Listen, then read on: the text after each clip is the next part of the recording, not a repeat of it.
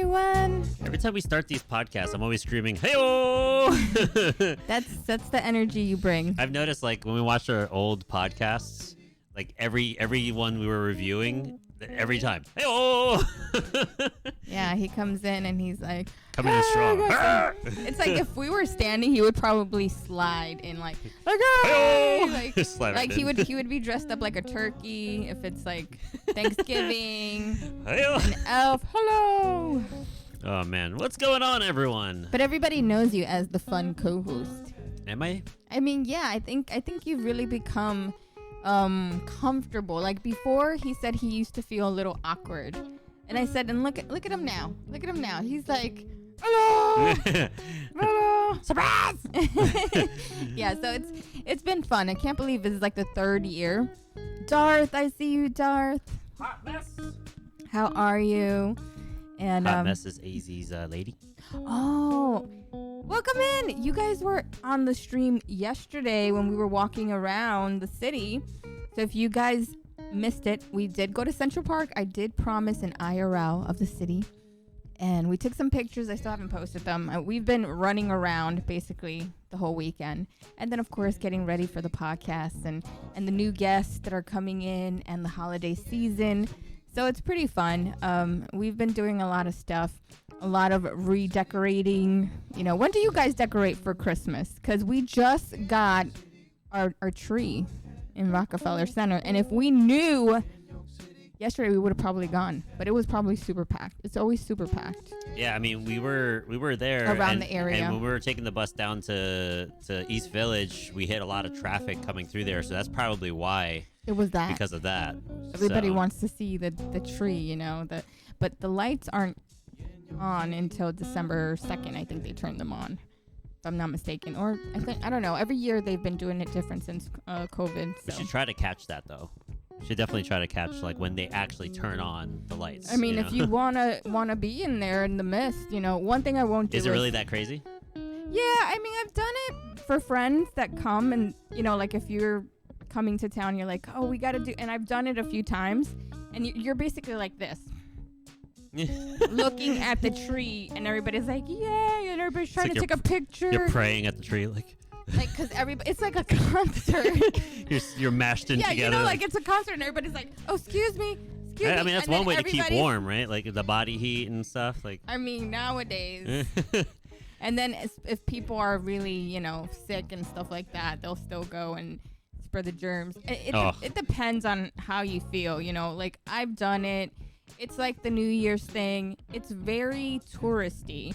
And if you've done it once, you've done it enough. Let's just say that. Because once you're in there, you can't go out. You can't leave the premises and be like, I'm going to go get my spot again. I'm thirsty or hungry. No, you're stuck. They open the doors in the morning. They sardine everyone in. Yeah. And then everybody's there. And there's people that actually do really horrible things. Like, they bring jars, if you know what I mean, and things if they need to go. Yeah. And you're in there. And I've had, even Phoenix said he had a bad experience when he came and did that. Some people wear Depends, right? Just guys, like, it's not as glamorous as it seems. Just look at it through the TV or whatever it is. You know, when the ball drops and stuff, we're gonna have a stream. We're gonna be celebrating here. So if you guys, you know, do the whole countdown. We did it last year on this channel. Yeah. And so we'll do the countdown on my channel, and then on the first, considering we're going from Saturday to Sunday. Saturday is generally my day. Sunday is Yen's day. So we'll start the countdown on mine, and then we'll go to sleep. We'll wake up on the first, and then we'll do a what's to come on 2023's YenYorkCity's channel. You know, with the new guests, new stuff, new, super new, super new. So yeah, so this is what we were talking about behind the scenes. Yes, this is it. This is what we're gonna do. What are you guys hearing right now? YenYorkCity Podcast. This should give you a hint. So yeah, so the theme song every year changes. So this theme song was created by a streamer here, a musician. Excuse me. He's from Santa Monica, California.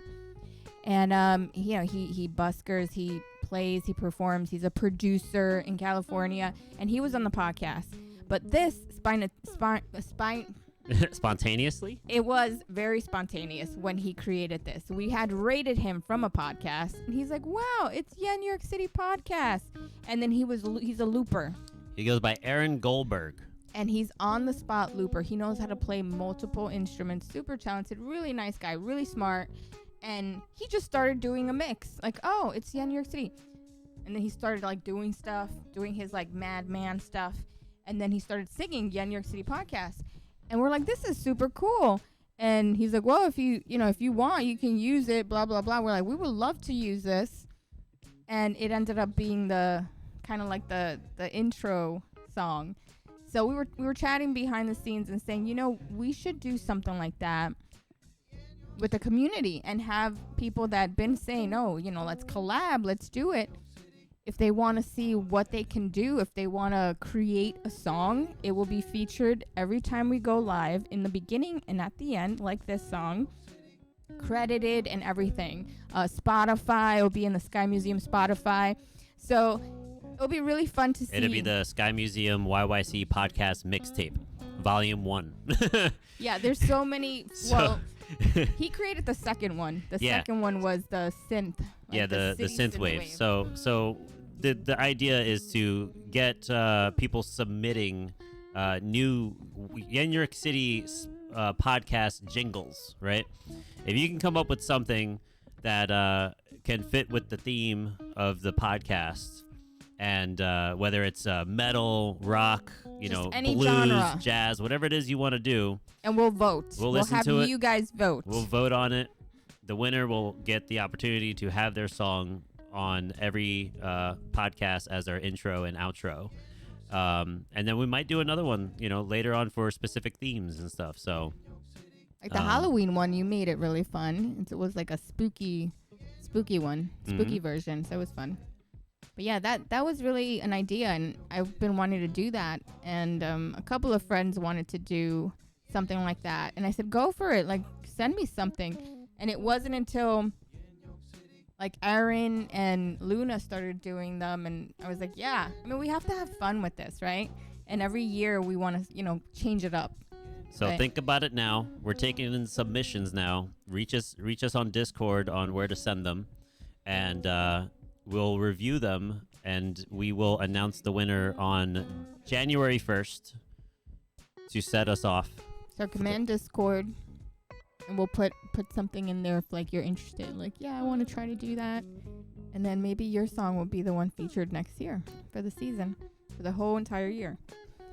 Deadline is December 25th, Christmas Day.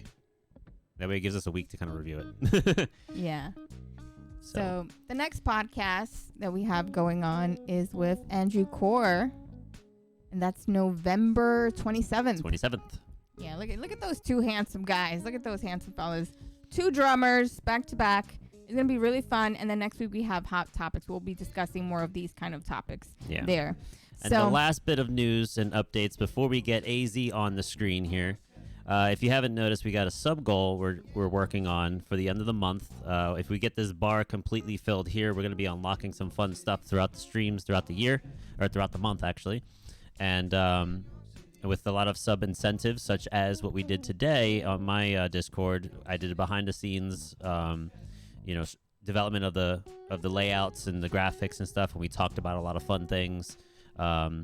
Only things that you would hear as a sub and a VIP. So yeah, there was a lot of stuff going on, and then a lot of people were saying they want more kind of interactive Discord stuff too, because Discord is sub community gatherings. Yeah, we did play Among Us last night, which was super fun. Among Us VR is so fun. If anybody has a VR set and wants to join, we'll probably do it later tonight. We stayed up last night playing. Our neighbors were having a party. They were making noise. I was like, well, I can't sleep. Let's play. Yeah. So we started playing, and we ended up having a great time. So it is a fun game. VR Among Us. Oh my God, it was a blast. Yeah, really fun. So if you guys want to play, let us know. Command Discord and let us say who wants to join us. So the man of the hour. Canadians are nice. They're nicer than most people. They're really nice people. And today I love Canadians. Yeah, Canadian. How many Canadians have we had that were drummers? We've had quite a few. A lot of Canadians. We had a taller drummer. Yeah, CP drums. CP drums. I love CP. So sweet. We've had also a guitar maker. Yeah. Hank Bud. Hank Bud. Looper. Which one? Did we have a looper? You just said a looper. I thought you were saying a looper. No, a luthier. Yeah, he does different kinds of customized guitars. So, but now we have another drummer. Matt Scurfield. Matt, what up, Matt? Matt Scurfield in the building. We missing something? No. What are we missing? We're missing the man of the hour, AZ Drums. So I want to ask before we go and see what makes him awesome. AZ, are you ready for me? We ready, Luna? We're ready. We're ready. All right, let's do it. Here on YenYorkCity Live, it's AZ Drums. Let's go.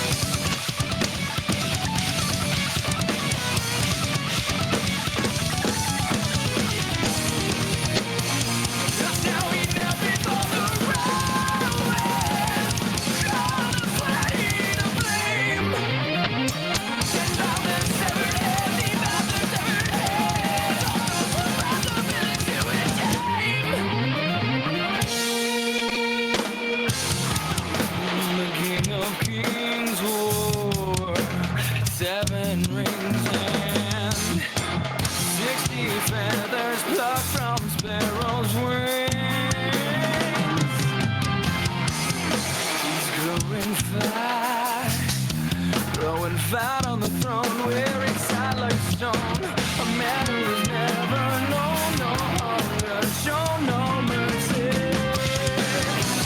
Those who rise against us will be murdered where they stand. Let our arrows rain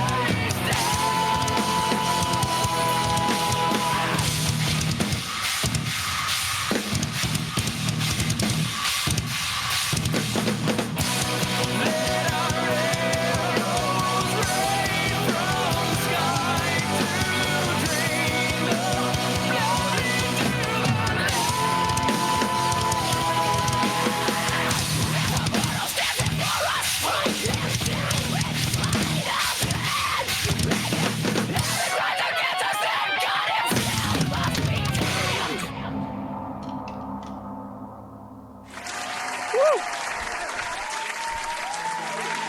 Jeez, dude. That was nuts. Woo! All right, give me a second while I catch my breath. Yeah.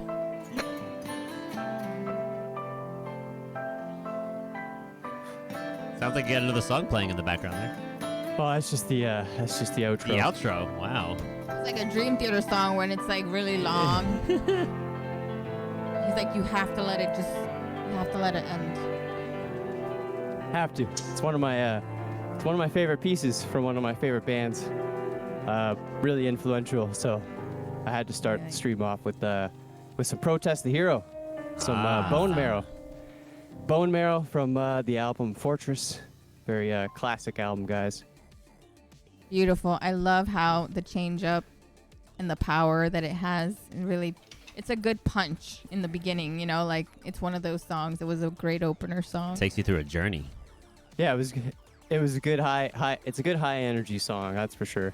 That's probably one of my favorite parts about Protest the Hero is it's like it's not too fast where it's like unachievable, but it's like a really fast, like upbeat, like high energy. The drumming it's very punk, kind of like punk, reminiscent of punk drumming, but with like a metal twist, which is why I kind of like the Protest the Hero a lot. Mm. So is that like one of your major influence? You said it was your influences, like you. Yeah, I'd say Protest the Hero is probably pretty high up there for one of my biggest influences, sort of growing up.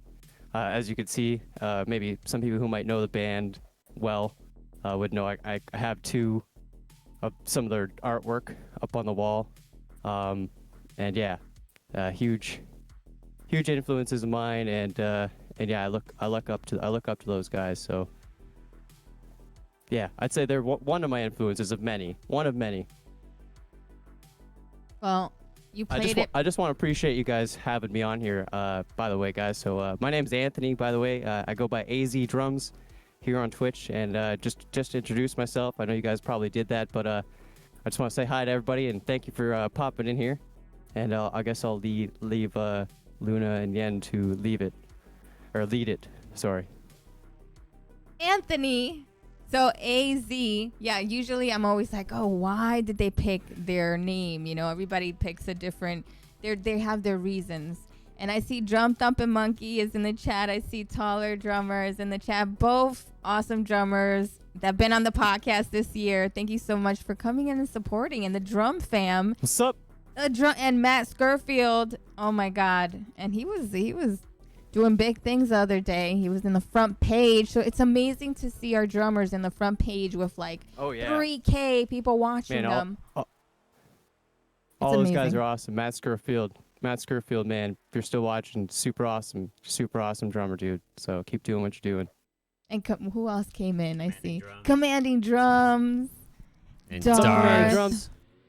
Your lady is in the chat, and your mom is in the chat. Thank you so much for being here. It's awesome. So you're here, you know, we're family here. So don't be nervous. You know, we're over here. We're just going to have a chat about music, about what makes you amazing. And I did see on your Instagram some pictures of you really young behind the drums. So let's go back. We got to rewind from the beginning and talk back about in time. it. Yeah, back in time. Sure, And it's go it's ahead. really funny. It's really funny you mentioned those pictures because I was actually going to send them to be like, I don't know if I want to bring this up, but I thought this was pretty funny. It was, I don't know, I flipped over an old Fisher-Price table. I'm sure a lot of kids have this experience, or maybe some drummers might have this experience as a kid, like banging on pots and pans. Well, mine wasn't pots and pans. It was like a Fisher-Price table with the 4 like green legs, white table. And like I flipped it up, and when I would bang on like the 4 legs, because they were hollow and they would make like a drum sound. Yeah. And so they bought me one of those like toy drum sets, you know. But I never actually really took drums seriously until a number of years later. So I guess you could say it all kind of started was I really thank my parents for being like huge music fans, just like fans of music. In particular, Elvis Presley, the King. Wow. My parents' house is or was basically a shrine. I mean, every level of the house would have pictures of Elvis all over, memorabilia, plates, just crazy things like records, just like all over the wall. And it was like a huge thing when I was younger, is they would go to like Elvis impersonator concerts. And to even put it a step further, how much they loved Elvis is they went to Memphis, to Graceland, for their honeymoon. They drove on my dad's motorcycle. So when they got married, they hopped on my dad's motorcycle and drove from Toronto, Canada, all the way to Graceland on a motorcycle for There a he road is. trip. Aw, there goes the picture. Look at how beautiful. Look at how adorable. Aww. Oh my God, I can't. Oh, it's funny. That's good. That's I good, guys. love little boys when they pick up an instrument and you see them as little kids, and then you're like, whoa, that's how he started. And then there's another one of you as a teenager. The red drums. Look at that. Look at that Whoa, hair. look at that. A Oh, whole head man. of hair, red drums. So what kind of kit was that? Where was this? This looks like you were performing. So that's the picture with my long hair, correct? Yeah, that would have been one of my first, probably one of my first ever shows when I was in high school. I probably would have segued into that a little later, but yeah, once I took school or music a little more seriously, I found some really awesome people in high school, made a band, and we would play like the local music scene. This place called The Dungeon in Oshawa, Ontario, and we used to play there pretty regularly, sometimes like two times a month, and just tried to cut our teeth there and learn the scene. And I used to have a two bass drum set up, and I learned very hard that carrying around 2 bass drums to every show was like the biggest pain in the ass. Tough. Yeah. Yeah, Sounds it's the biggest pain in the ass. So I quickly learned that I should go back to single kick, which is what I did. But yeah, I think I was maybe 16 in that picture, which is crazy to Aw. think. So yeah, 16 years old. Those are chopsticks. When he's a baby in the baby picture, that's so adorable. Yeah, so funny. So yeah, anyways, segueing in, I started playing drums because my parents were largely influenced by Elvis Presley. They used to go to like Elvis impersonator shows, and one time we ended up at a impersonator's like house, and they had like a massive jam space with like a Neil Peart kit in the basement. Wow. And like I was so short that I couldn't like reach the bass drum with my feet, but they sat me down behind the kit, and they were like playing like Elvis songs, and I was just doing like but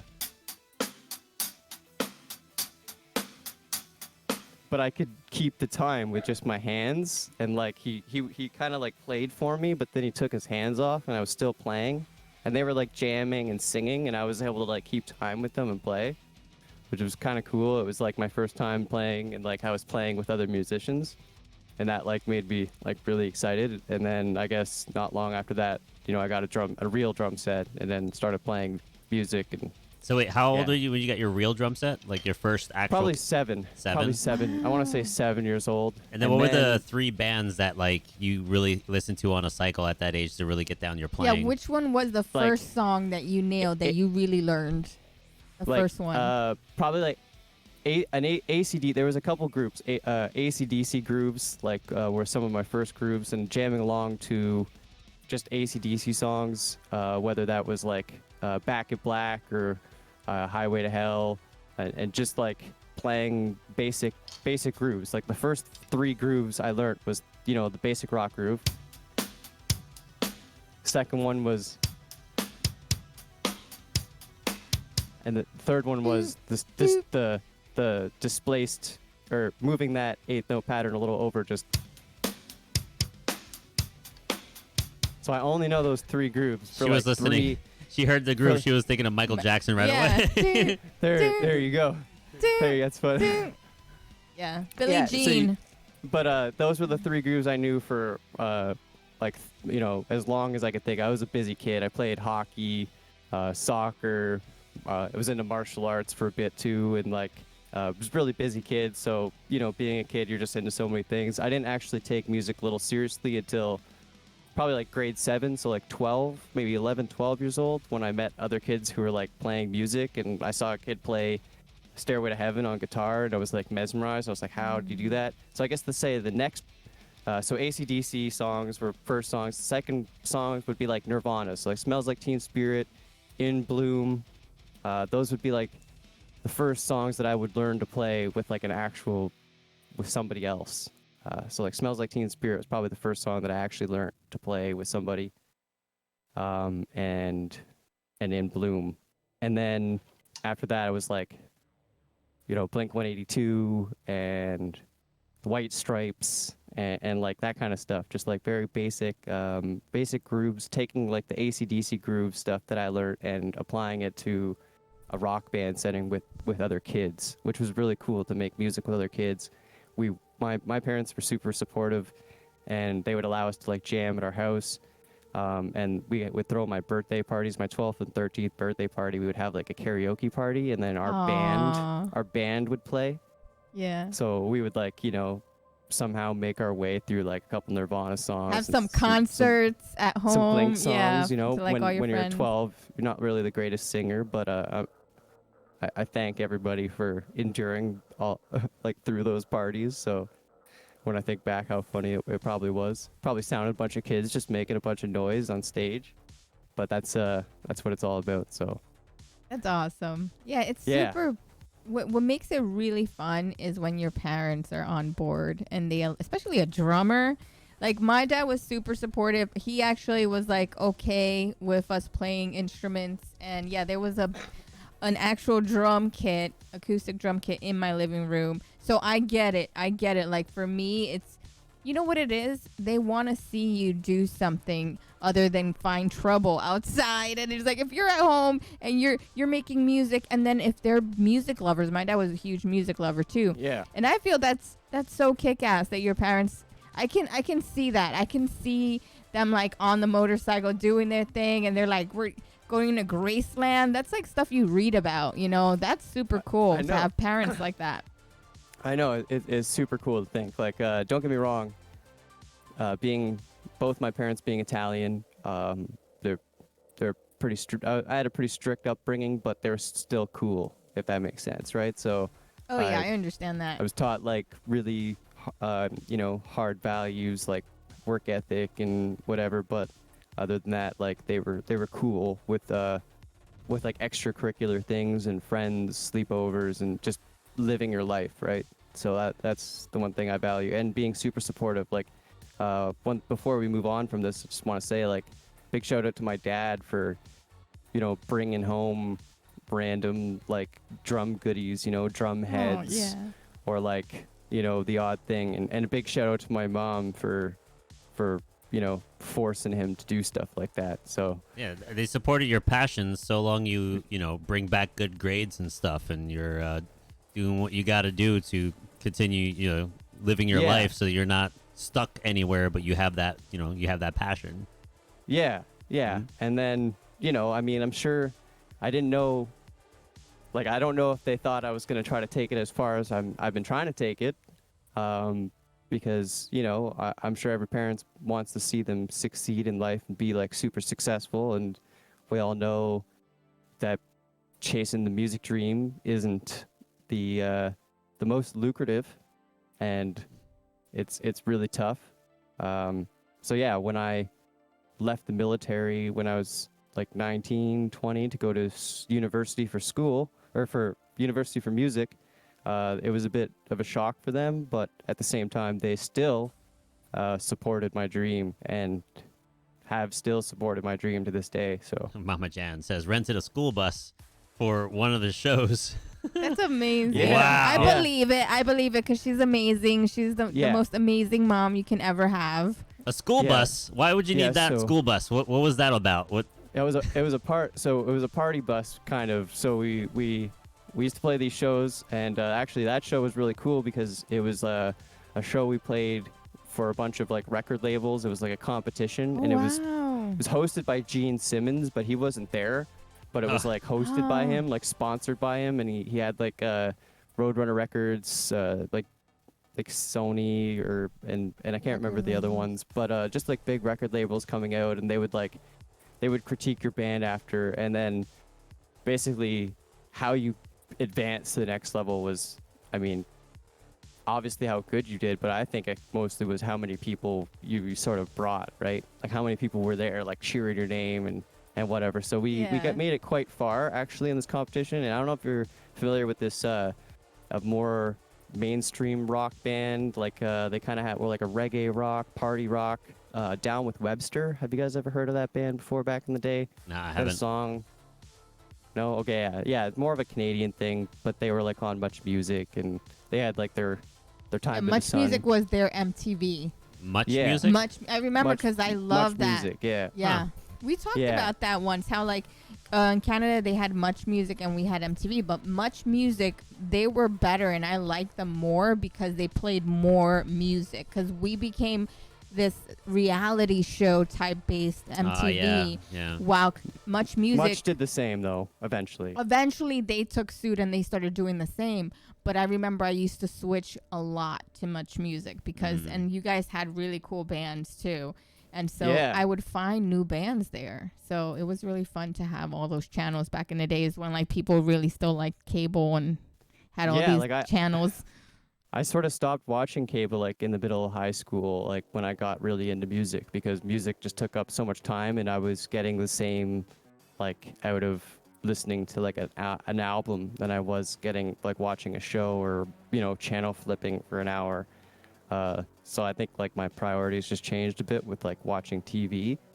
But yeah, I do remember like when I used to come home and I would channel flip and turn on Much Music all the time, and I would wait for like Much Loud to come on at night when I got into metal, and they would always play like the metal bands, and Protest of the Year Much was loud. actually That's on. pretty like, cool. Yeah. You later on you would have to subscribe to Much Loud, and then you could get like just Much Loud channel like all day, which was really cool. So it was, Subscribe like, to Much metal. Loud to get much louder. Yeah, exactly. Yeah. But it was really cool. It was really cool back then. It was like to get all those like underground metal bands. Like Protest was on there. Trivium, I think, was on there. In Flames. Well, like Rage Against the Machine, Slipknot, all those big like new metal bands were on there. Limp Bizkit. But I'm talking more like getting into the like metalcore wave at like the mid 2000s. They were like, some of those bands were actually on there, and it was really cool to see that. But then I stopped watching TV, so I can't really comment on what it became after that. But anyways, enough of I guess that part. So yeah, you could say I'm hugely influenced by a wide variety of music, like mostly rock and like heavier genres. But I did go to school for classical music, so that's kind of where like a lot of my tastes changed. Got into like a little bit of like jazz fusion and like other worldly type music, sort of like try to expand my musical horizons. That makes sense then. So you're into jazz fusion, because I always say jazz fusion drummers. I don't know, guys. I mean, I love metal drummers, but jazz fusion drummers. I can't woo! play it like I want to play it, but like I want to play that stuff. It's just I try. It just doesn't come out like how like I want it to come out, but it's getting there. So like slowly but surely, we're working on our chops. So you're classically trained. So do you sometimes play how do they say that? I'm getting a blank now. But how Chiopong plays? She plays the traditional grip. oh, actually, I never played traditional grip. Even when I went to classical, they didn't make me do this, because like that's really only meant for when you're marching. Like especially my teacher, he's like pretty progressive. Mm-hmm. But he doesn't use traditional grip when he plays classical. He uses matched grip. And he'll switch between like American grip, French grip, and German grip depending on the style So many the stylistic like choice of the song, right? So it's actually kind of crazy. But yeah, he wouldn't actually do this, and he would say, "Why would I do that?" He was French Canadian. He would always say with like a French accent, and I'm not gonna imitate you do it. that? But yeah, it's like that was only really meant for when we march, because you have the snare off to the side on an angle, and that's why you would hold the stick like that. And we only just kept doing that like that because it was habit, right? But then like now, like in modern day, we don't need to do that anymore because the drum's flat. Though some people still do it for their own style, their own stylistic choice, a little flair. They put a tilt on the snare and tilt it forward. Yeah. And they got that whole like forward bounce kind of thing going, and maybe they have a little bit of a different touch with it.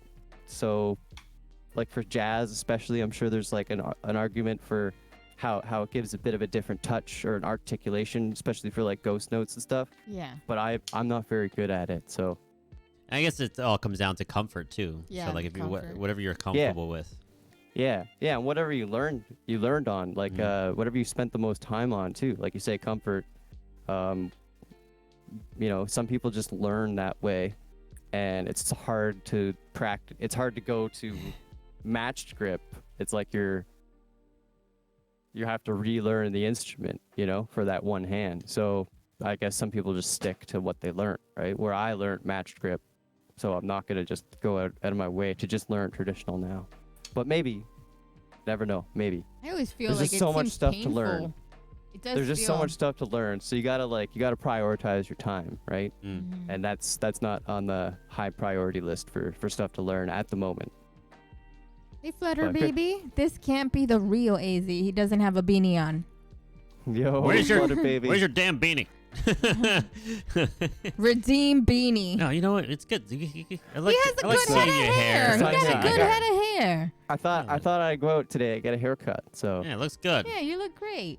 Getting all Yeah, fancy for thank the you. podcast. Look yeah, at I thought I'd try to look good for you guys. Yes, you always And- do. And a hot mess, of course. Yes. Aw. Yeah, you Hot can- mess.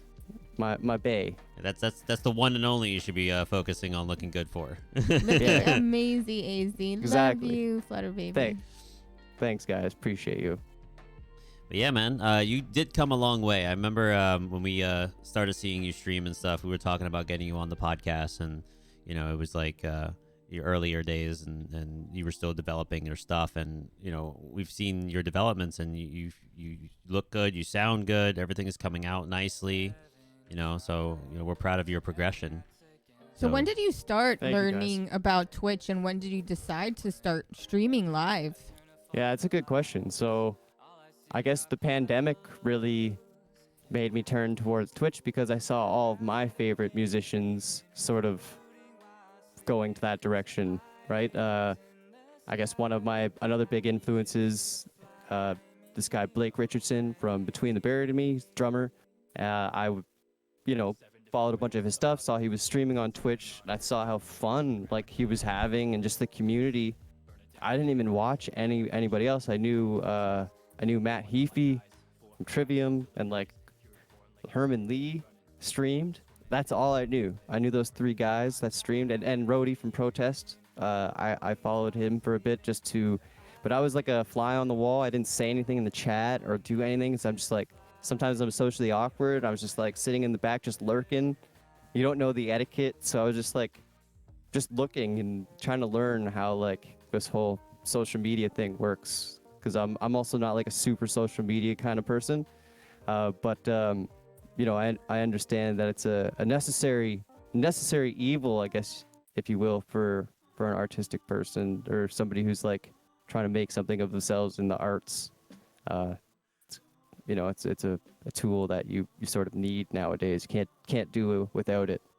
But anyways, I digress. I was watching a bunch of these guys, and I also couldn't. I used to teach at the School of Rock, which I'm sure you guys are familiar with the Jack Black movie back in the day. Yeah. The School of Rock, yeah. I teach at the School of Rock, which is actually like a franchise all over the world. They have, the U.S., Canada, I think in Australia. Anyways, I teach for that company, and since COVID went under, I had to teach online. So I basically built this room within a room, little like studio to try to soundproof generally, because I prefer playing my acoustic drums, and I wanted to play the acoustic drums. So I did that and invested a substantial amount of money, and then I was like, okay, I might as well teach and then maybe try to make some content into this room, like YouTube videos, and yeah, just use it to like play drums and rehearse. I used to rent like my own space separately and paid a substantial amount of money every month for that, and I had a bit of a falling out with bad experience with just stupid things happening there, and I just feel like that's just it's sometimes better to just invest the money and, like, I don't know, the monthly your payment own that I was space. paying. Yeah, the monthly payment that I was spending on that, if I just took 10 months out of that and put it into like this room, that's basically what I did. And so I spent the money, invested the money into this room, and made it sound half decent. And like I said, it's dual purpose. It doubles as my drum room, but also my storage. So I have it's really tight in here, guys. So I do what I can. But I just really wanted to experiment with Twitch, because like I said, I tried to make be a content thing and like do the content thing with YouTube and make videos. But what I really like about Twitch is like how organic and it is live. Because I feel a little socially awkward, even just now, guys, like I'm fucking dying. Stop, guys! But, like, Everybody stop. tell But, like- AZ how cool and Miss Nora, you are cool enough. You guys are all awesome. Okay. I'm just gonna say, like, sometimes you just feel super socially awkward, and when you fucking looking at a camera and you're like trying to talk to the camera, and then you watch yourself after, and you gotta Yeah. edit it, and like, we're all our worst critics, but I don't know, I hate watching myself talk. Yeah. I hate it so much. Like, so maybe down the road, if I ever have like the resources, then I'm just gonna pay somebody to do it. So Because I feel like I hate watching myself. Like, I feel like I would waste so much time on like a take that is probably good. you still feel that now? Like, even if I were to watch my streams back, I still feel like that. Like, I'm just like over analyzing myself or whatever, right? Just looking at yourself in the mirror under a magnifying glass. And that's the thing. So like, here's my take on that, because I did the same thing. Yeah, he was very much like that. So I when I first started trying to talk on the camera, right? Like when I was with my first band, we tried to do our webisodes and stuff like that. I could not say anything to a camera. I would draw blanks. I would be stuttering all the time.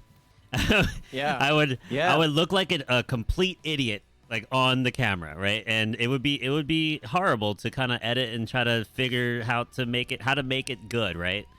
Yeah.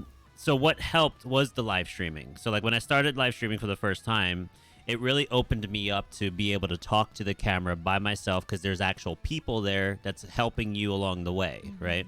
Right. Yeah. With that, you would still kind of look back and watch yourself, and then see there's those little things that New you'll things. find. You're like, oh, that sounded a little rough. I shouldn't have said that, or I looked bad when I said that.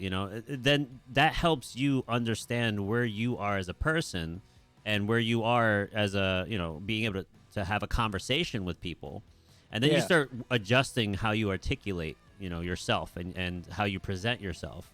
So it's Yeah. not a bad thing to look at yourself in that way.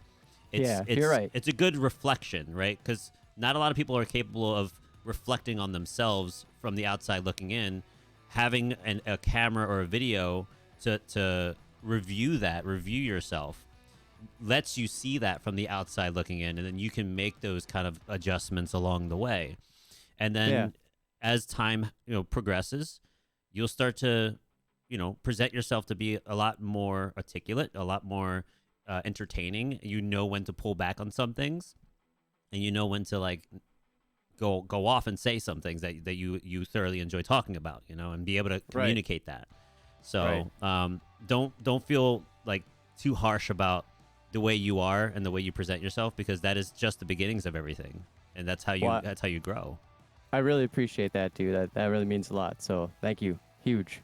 But yeah, to segue from that, like Twitch, I do feel more comfortable now, like talking on Twitch, back, like compared to camera, right? So that's why I almost prefer going just live on Twitch and having a natural conversation and just letting it naturally flow out than, trying to take 10 takes to say something. And then I would rather just go back and like edit like the stream and then like take a clip from that and post that, because then it's just like way more natural and like it's not scripted. Some people can pull off the scripts and make it super natural. Like those people are great. Like when I read off a script, like I can't. Like you can tell that I'm reading off a script, Yeah, because you're trying to read off the words. You're like, Yeah, like unless I, rehearse and I'm like memorize the script, then I could just like make it up on the fly, which sometimes, it's like the same thing when you were young and you did the speeches with like the flashcards. And it's Thank you, class. Today I am here to thank. And everybody's like sleeping, and Like- you're just like, oh my god, like, can I just stop this now, please? What is that word? I don't know what that I word would is. like to show. I mean, yeah. Like when my son had like his spring concerts and stuff, and they made those kids look like they're just like reading off of something. But that's, if you asked one of those kids to talk about like Jurassic Park or about like something they really like, they probably talk your ear off about him. Like, that like this does this, and did you know Yeah. the that, like, pterodactyls. they would go Pterodactyls. naturally on it, and it would be awesome. And it's natural. It's beautiful to see that. So I prefer that sort of interaction, just like with Twitch, and that's kind of why I really like it. And so far, it's been like a huge personal growing experience for me. Like just coming out of my shell and having a conversation with a bunch of people that you can't actually see. So it's really cool. It's been a really cool experience, and I'm glad that I sort of took that leap of faith. Still super new, and like I'm really thankful to like see all of the other like awesome drum streamers that are like out there. Drum fam. And not for nothing, like Yeah. the way you are articulating yourself, like now on the podcast, like it's not bad. It's like you are doing a great job. So, don't feel like you're you have to think about everything you're saying, because you're doing great. So Thanks, dude. I think we all overthink things. we too. do, and that's the thing too. Like especially like it takes a little bit for someone to do a vlog, right? When I first started doing my vlogs, it was really rough. Like there was a lot of cuts, a lot of edits, but that's the whole thing with creating video. Like you're sculpturing, right? You're taking a piece of stone and then you're chiseling out the fat out of that stone to get to what you really want to show in that art. So if you're doing, I like that. That's a good way to put it. You're cutting out the fat. You're making it look great. Like you're molding it to the point where it's like it's a good video. It's not going to be a perfect video, but it's good enough that you can present yourself, because nothing is ever perfect. Just to be honest. Like we're still learning and developing things, and when you think something is perfect, 20 years later you're going to go back and be like, that was ass. Like, So, but that's 100%. The whole thing with the experience. We had a conversation about this, because I told them I'm a live streamer, because we were talking about how content creators and live streamers, they're kind of looked at differently. Like I used to do YouTube stuff, but I feel more comfortable going live, just pressing live and being myself. If I make a video and I'm like, okay, like I used to do You're yoga thinking about it more. Yeah, when I used to do like yoga videos, and I'm like, I'm gonna do I'm gonna instruct how to do a pose in a video, right? This is just a fair example. I would overthink it. I'm like, oh, that I need to redo. Oh, and I need to do the whole thing. That's not. And you nitpick every single thing, to the point where you don't even post it, because you're like, I got to do it over again. But if I'm live and I'm like. And I'm like, okay, this is not perfect, but guys, if you want to do it this way, this is the way you can modify it if you can't do it this way.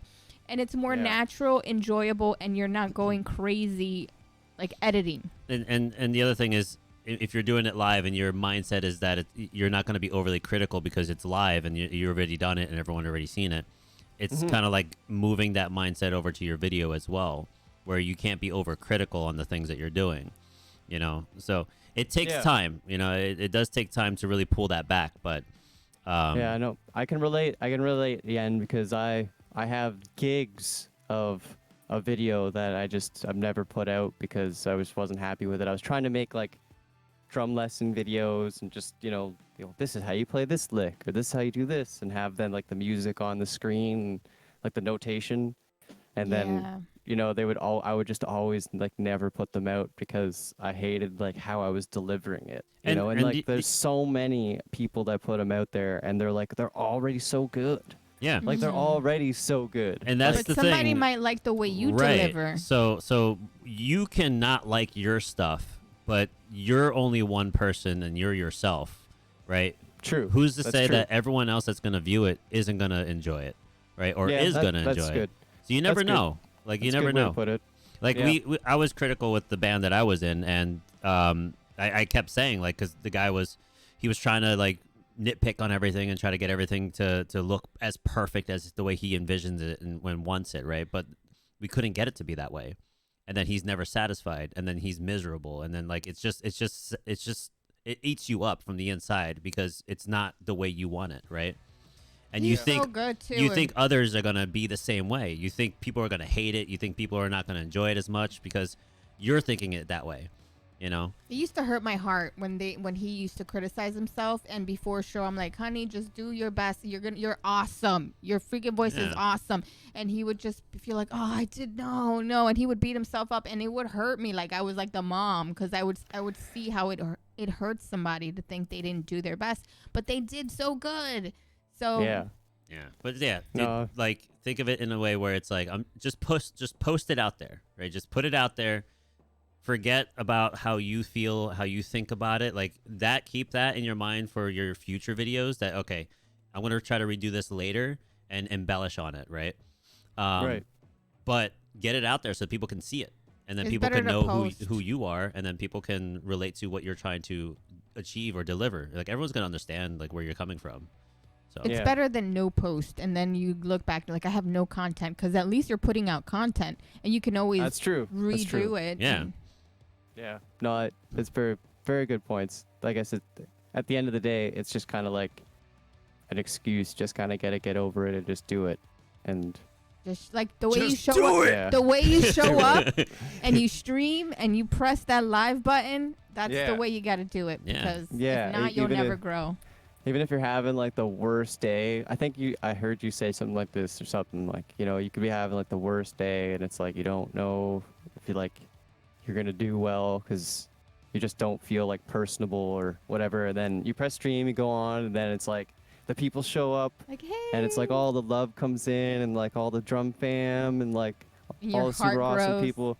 Yeah, and then it's just like your shitty day is gone, and it's just like, that's just one thing, just hanging out and chatting and feeling that with like the chatting. But we play music here, and music in itself has that sort of energy, and after a shitty day, just playing the drums and just getting to like jam along Healing. to songs is like music in such itself a is therapy. release. Yeah, It's it's just such a healing. release. Mhm. Yeah. So, yeah, it's very good for my mental health. The whole Twitch thing has been like amazing for my mental Like health. we had so, Drummed Up Jumped and Up a Monkey. I was just gonna uh, say. The last Yeah. podcast, and music is his escape. Coming on to do a stream, coming from a hard day's work, he wants to kind of get out of that funk, and he comes Yeah. on, and then he's enjoying himself. He's detaching those energies that he had, so that he can be uplifted and feel good, for the rest of the day. So yeah. definitely, Yeah.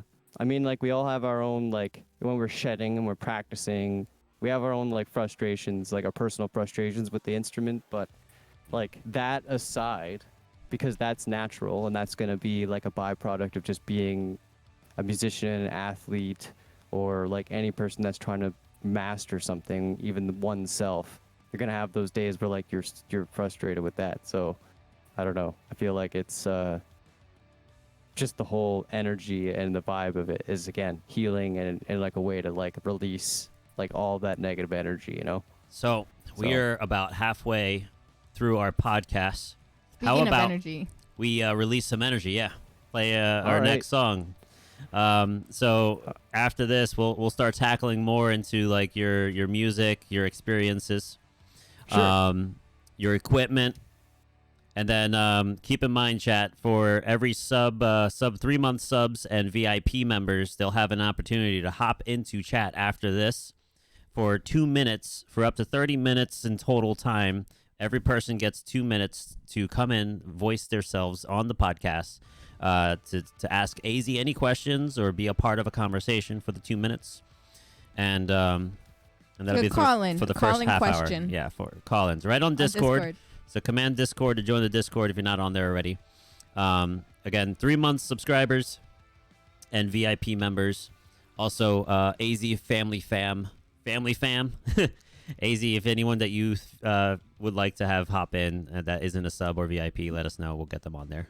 Yeah, if they want to, they're totally more than welcome to do it. Cool.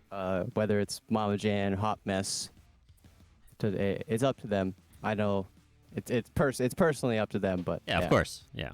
So again, with every sub, we're trying to get to our goal, and also as a subscriber, you'll get access to AZ's new emote that he will have after this podcast. AZ Hype. We created for Charlie him. came in. You guys are way too awesome. Honestly, you guys Yeah. made me an emote. Yeah, dude. Yeah, we make That's emotes so for everyone that's a guest. It's always fun. Come That's up so with some. sick, Gotcha. guys. These people are awesome. Yan and Luna, super awesome. You're awesome. So Drum fam. yeah, drum fam for sure. Aw, and see, that was Jump Dump and Monkeys. DTM emote. hype. He already put it in there. Oh, that's awesome. I love seeing them, and then the fact that they were created, and then And they're being used. yeah. Oh, that's so awesome. sick. I see it now. Oh, yeah, you haven't seen it? Yeah. Oh, that's so sick. You guys are awesome. That's unbelievable. It's your name, your initials AZ Hype, and it's a drum that's circling underneath it, and then the back, the red, is actually a Canadian maple leaf, just giving that kind of subtle color. Excellent. Oh. Excellent. I love it. I love it. Honestly, thank you guys. That's amazing. You're welcome. Thank you. So you guys are ready to hype it up and put all the emotes, whether it's that emote, his emotes, just go crazy and hype it up in chat with your emotes, because he's gonna play the second song. Which song are you gonna play for us, Daisy? So I figured for the second song, I would do an original. And Ooh, and we're gonna think a talk lot- about original music after this too. yeah, I think a lot of the people who maybe have already followed me might have already heard this one. I play it quite often, but it's one of my personal favorites. That's a new one that we released. It's called Primal Place of Emptiness. And band is Prospects, by the way. Sorry for the plug. Yes, no, we want that. We want you to tell us. Plug it in, plug it in. Yeah. I It's a sing banger. I sing that all the time. It's amazing. Not Ah, all there the you time, go. but I Kindred catch myself spirits. singing that every once in a while. That's really weird. That commercial. That's so funny. Okay. Kindred spirits. I was hoping that you clapping doesn't turn off the lights. Imagine. Clap Okay. on. Clap off. Oh, you guys are gonna make me crack up. All right, this is Primal Place of Emptiness. Right. Let's do Woo! it. Let's do it.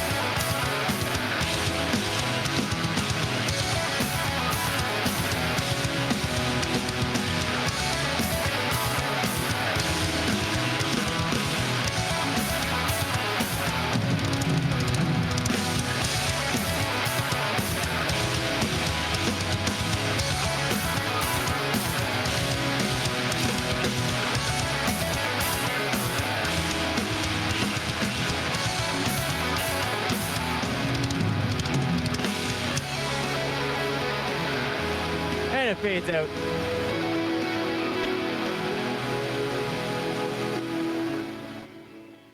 That was Holy shit, dude. What? Sorry, it was Instant long. fan. Instant fan. a little long, but Not long Yeah, enough. We were grooving. We were grooving We were like, moshing on our seats. yes. oh, you guys, If you haven't seen seat moshing, now you have. Yeah. Yes, I hope nobody got hurt. No. No, it was some light bumps. We're good. Like bumps. Seat bumps. Hey, that's fun. That sounds fun. Wow, what thanks. a solid band you have going on, because I'm telling you, like, the bass too, like, oh, Dude, your that bassist player. was really riding that. He was killing it.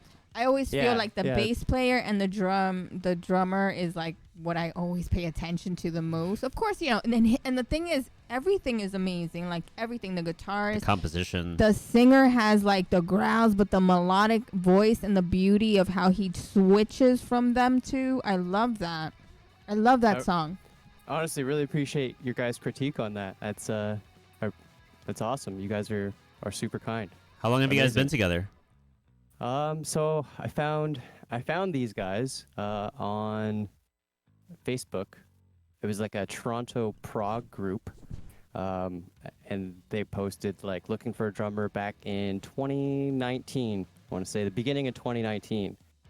Oh wow! So Then we played a couple shows together at the end of 2019, and then COVID hit, and then we couldn't play any shows. Sort of took the wind out of us, but we just focused on writing and trying to release, because they already had a bunch of songs, and they were already up on Spotify, but with MIDI drums, like a drum machine or I don't know, like program drums. Sorry. they didn't have you yet, the missing element.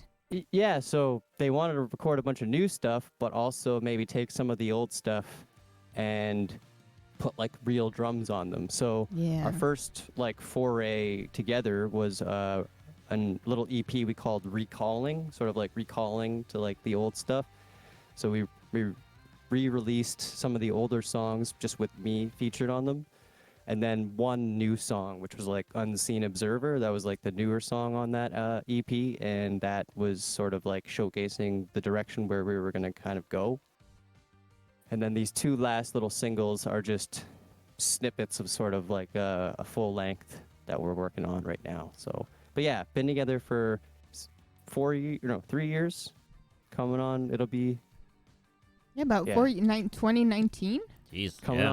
coming on 4 years soon. So Very that's pretty nice. crazy. You guys sounded Pretty great. crazy.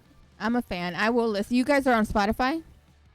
Yeah, Spotify. How come you didn't give me all all the those streaming links? Yeah, we were asking for all your links, all your socials. Your band Uh, stuff too.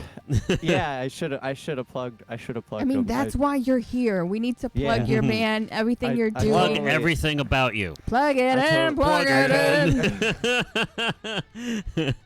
Oh man. You guys are gonna kill me. That's awesome. Yeah, no, that's totally my bad. That's my fail on that. So It's okay. You can sorry, always send sorry, it to band. us. Sorry, band. Please It's all don't good. take it personally. Yeah, if you want, Um, after the podcast, send us the links. We'll add it to your commands. So anytime anyone comes into Yen's channel, Command AZ will have all his links, Yeah, everything including the pops up. band. So whenever Oh, we're wow. mentioning stuff about AZ or anything that And it you never know, changes. I always keep the commands Yeah. of every guest. so even guests that are in That's here amazing. now, if you guys want to throw your commands up, you're more than welcome to as well. So feel free. We're here as a community to promote and support everyone that we've had on the podcast. So Yeah, that's really amazing that you guys do that. That's huge. It's so fun to discover new bands. So you're from Toronto, Canada. So all the guys are also from Toronto, or are they from Canada? Yeah, Oh, and by I the would way, say the sorry, Toronto area. before we get into that, everyone that's in chat right now, if you guys want to hop in, sub and VIPs, it's now open. Join the Discord. You'll see an area that says sub waiting area in the podcast section. And if you don't see it, send me a message on Discord on the Apple chat, Tommy, if you want to come in and ask a question, and then please. I'll drag you in Yeah. in between our And- questions. Matt- Anybody wants to come in, come hang. So Come ask a question. for the first half hour, by the way. Cool. Okay, so where were we? We were talking about the band. And The band. Yeah, So the right. name. So we're from Toronto. Yeah, right. You asked if they were from also Toronto. So we're all like not in the city. We're all on the outskirts of sort of the Toronto, like in like the suburbs, you could say.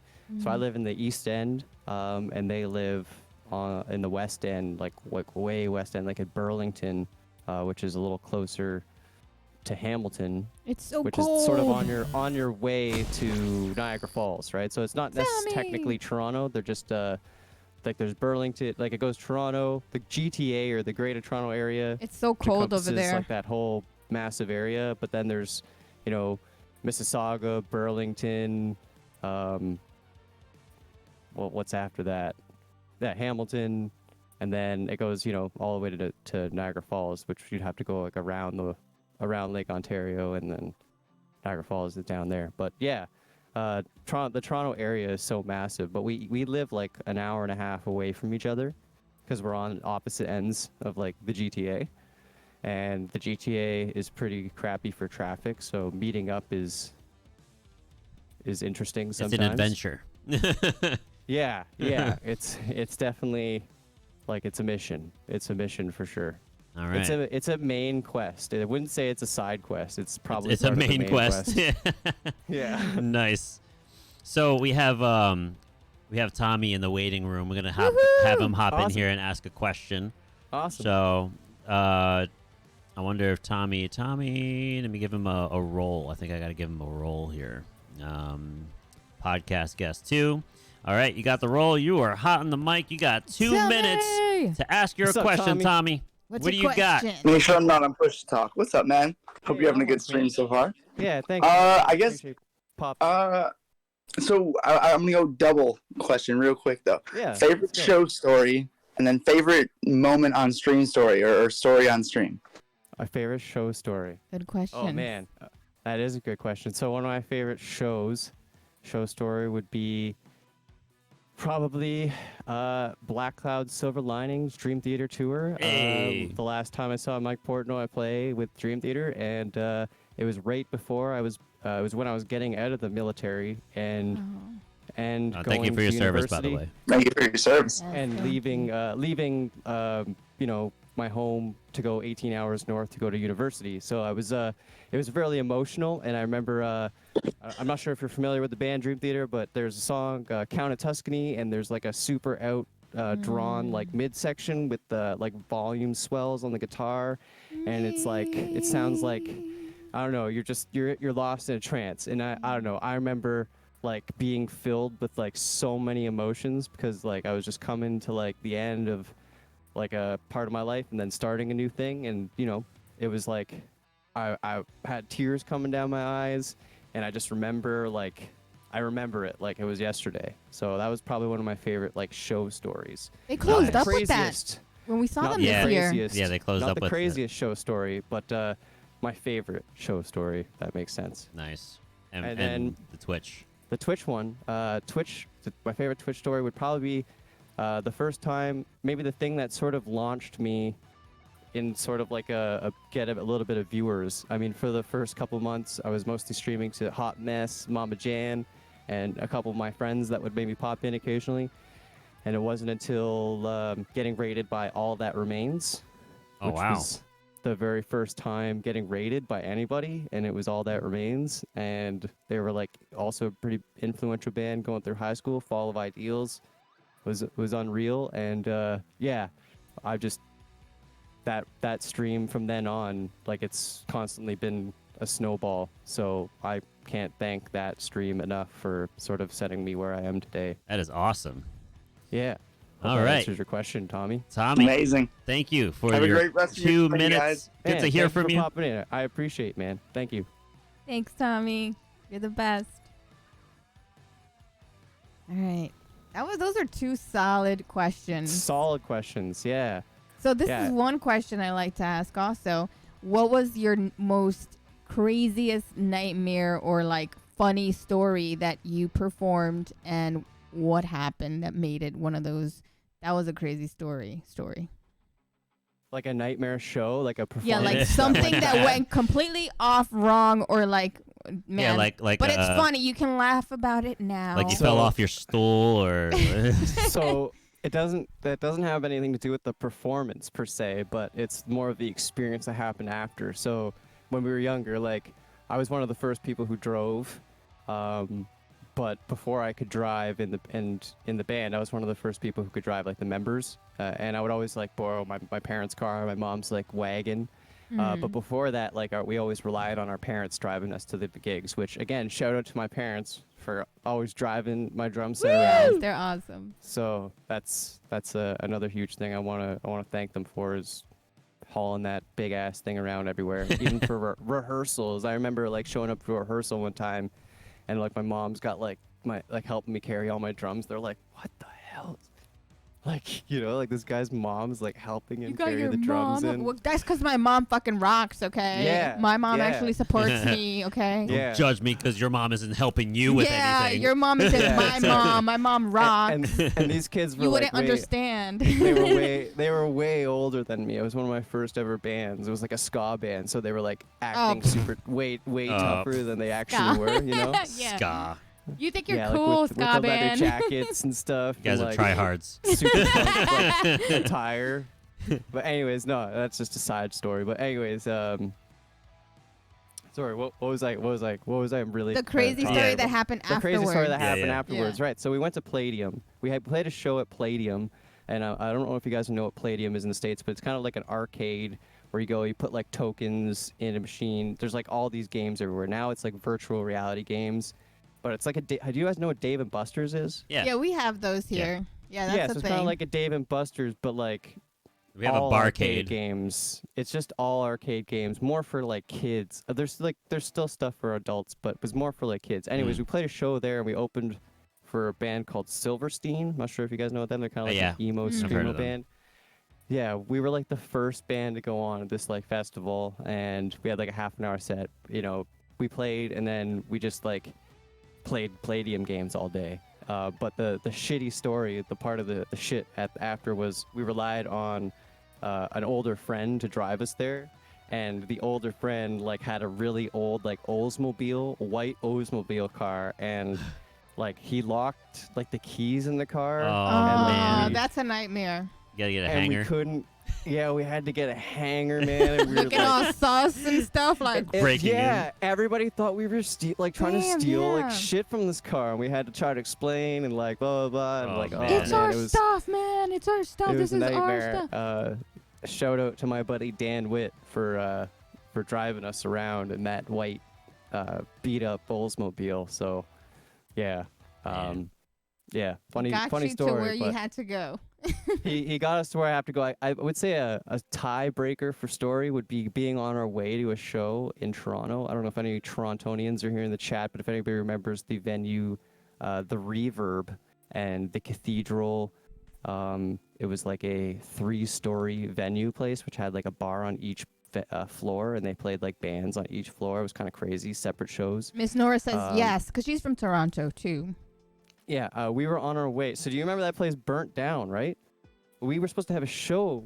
This place burnt down, Wow. and we had a show there that night. We were on our way there, and like we hear like that the place is on fire. we Jeez. can't play. That We can't play the Jeez. show. Wow. That does sound like a nightmare too. So I would have to say that would be the tied second for that. But haven't really had any too many catastrophic failures on stage. So- Most of the time, it's pretty straightforward and pretty good. I have an interesting question, and this is something that just dawned on me today. Right? There was Yeah. All right, I'll tell you mine, and then you tell me yours. So, Yeah. Okay. What is the weirdest stage layout that you've played drums on? That's a good one. Right. So mine was, there was this bar that I played at with my instrumental progressive rock band. It was me on drums, as a keys, a guitarist, and a bassist. And the stage was in tiers, like in level tiers, but it looks like you would have to climb a ladder to get to the top tier to put your instruments on. And then there was the bottom tier. and then there was a little like lip on the front for like the singer, which we can't fit anything on. So it was such a weird layout, but I had the drums on the high tier, like because it was the only spot that had the most space for my drum set, and my drum set isn't a small set. For the acoustic kit, it was literally a Mike Portnoy setup, right? It was huge. Yeah, you got a lot of stuff. So, and I had to use it all for my progressive rock band. So I took up the whole top tier, and I was like way up in the rafters. Like I can see everything from the top of the bar. Cool. It was an interesting setup.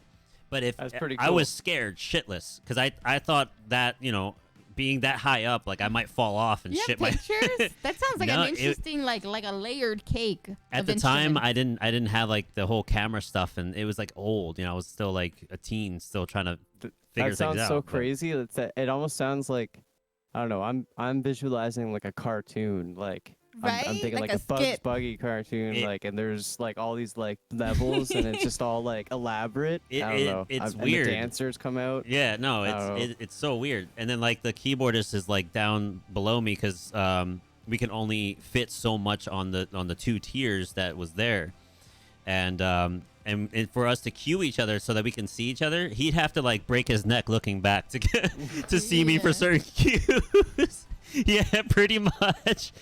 Is this the time? Yeah.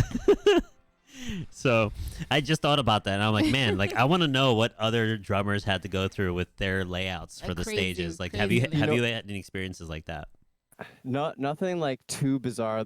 I think like maybe I might be able to think of one, but like one crazy one show that I played was like a red, like kind of like a really crazy redneck show, like in the sticks in Ontario, and we played at like a birthday party, and there was like a giant bonfire. I played on the back of this trailer, which had like another made stage on top of that, and then I was on the riser on this made up stage on top of a trailer. So it was kind of like a little tiered setup, but not as elaborate as what you were dealing with. But mine was more just like I was kind of scared because it was just jerry rigged together like Yeah. on this long flatbed trailer. So I was more scared falling off the back because the back was like a good 15-foot drop Oh down. man, Ooh. yeah. Yeah, and I was wasted that night. Oh, So even worse. yeah. Hazards. So yeah, I remember actually a really funny story about that show is we got plastered and like they threw a giant like jerry can, like one of the big jerry cans, like in the fire, and I remember seeing like all the fire like spill out and just like freaking out, being like, these people are absolutely We're getting a insane. raid. Oh, Epic Drummer 9000. What's Oh, up, guys? shit. What's Jeez. up? My Epic alert's drummer, coming man. off all late. Epic Drummer, how was your stream, man? Thanks everybody coming in. Soul Talker. Hold that thought, guys, on that story. Hold that thought. Oh yeah, yeah. All right, yeah. Don't lose that. Put a We're bringing the epic beats. Bringing the epic beats. Thanks so much, guys, for coming in, and thanks Thank for you, the Epic Drummer. follows. What's up, guys? If you guys are How's new, it going, everybody? we have an amazing drummer right here in front of you guys tonight. This is AZ Drums. He's from Canada, Toronto. you stop. You are amazing. He's amazing, guys, and he's telling us what makes him amazing. And we do these podcasts every Sunday at 7 p.m. Eastern Time. And so we get to know them more. We get to ask them questions, and we get to hear them play live. So for raids, we usually always ask for a song for the raid. So, You want to throw an extra song in for us? so An extra one? Yeah, we can do that. Yeah. So let's do a song for the raid for the Raiders. All right, let's do it. Do we want to give the Raiders a request, or do you want me just to throw something on? You throw something on. What do you think? Something Something that they would enjoy. that you're feeling right now. Something that'll present your skill and talent, so that people can follow you and enjoy your streams. Let's do something fun. Like, cause I have picked 3 basically metal songs, so Okay. let's pick something different, something else I like to play. Cool. Oh, you're not interrupting. You're just making the party more pumping over here and Yeah. bringing more fans. You're making it epic, drummer. Yes, extra epic. And guys, go follow Epic Drummer. He's another drummer here on Twitch. Go give him some love and give him some follows. Thank you so much for the raid, Epic Drummer. And AZ, he's gonna play a raid song. Yeah, I'm gonna play one for you guys. Let me just turn up a tiny bit more reverb on the drums, and I'll give you guys another one. This one sort of is probably one of my favorite tunes to just like jam to. It makes me kind of want to dance. I don't really dance. Like maybe private sessions. I just with want to dance. What are you talking about? You dance. Private- I know you must dance like Elvis. You know, private sessions with hot mess. Maybe that's it. But them hips. You know. I'll like grab her and like spin her around and try to dance. But like out in public, like no, I'm not dancing. Are you but shy? To I dance like in to public? make people dance. I do like to make people dance. Okay. So All right, All right. that's fair. if you guys are chair dancing, Chair dance. feel free to chair dance all you want. This is Michael Jackson. Don't stop till you get enough. Yeah, let's go. Woo! The force, it's got a lot of power, and it makes me feel like it makes me feel like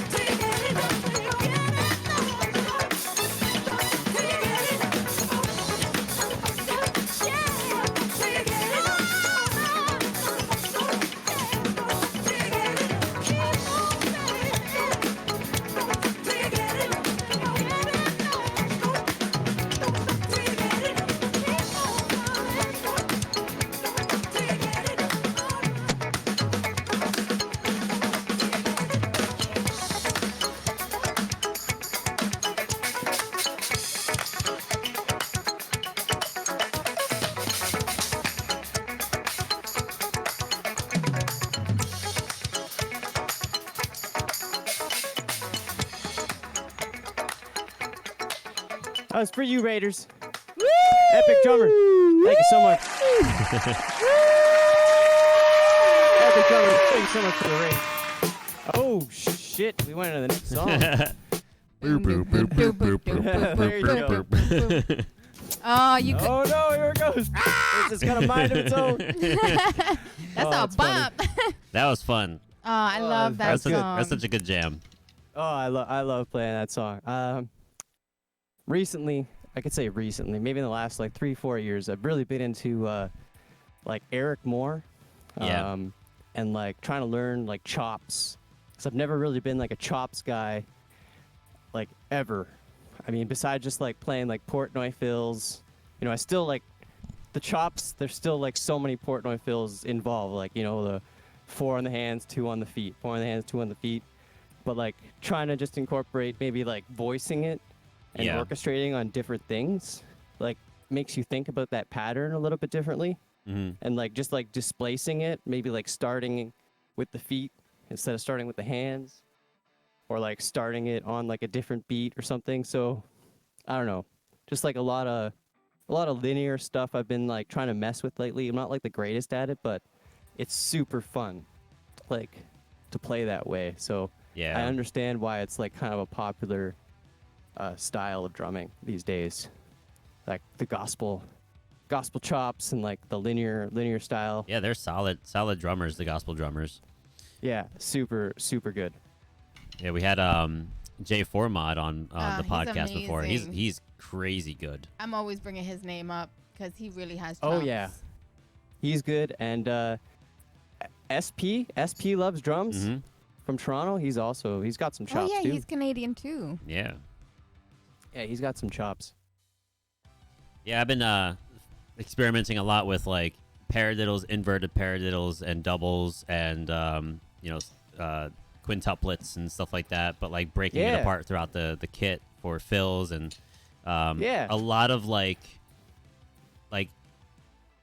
in between embellishing beats with like fills, but like it embellishes the beat a bit more than just a fill, right? So Yeah. No, 100%. I try to think outside the box a little bit. Yeah, and it makes you think of like maybe different accents that you didn't even think about that you could pop out. Mm-hmm. Yeah, like again, like talking about like the last couple of years, just going on like a rant, but I didn't take many drum lessons. I was mostly self-taught like growing up. I took one drum lesson, and that was like how to tune drums. And then the other lessons were just like VHS and like DVDs. And then YouTube came out, which was like, that was my teacher. I went to university for music, but like I never actually had a drum lesson before going to school for music. I spent like most time like learning Royal Conservatory of Music, like theory. Mm-hmm. Then I took like theory lessons so that I could understand what was going on like on the paper, because What I things was one meant. of those. Yeah, I was the kid in high school that had like long hair, and I would hide like my MP3 player like underneath my hair. Yeah. So like I was actually just in the back listening to like Dream Theater, and I was kind of like prog snob, and I thought like, oh, why do I need to learn, like why do I need to know this?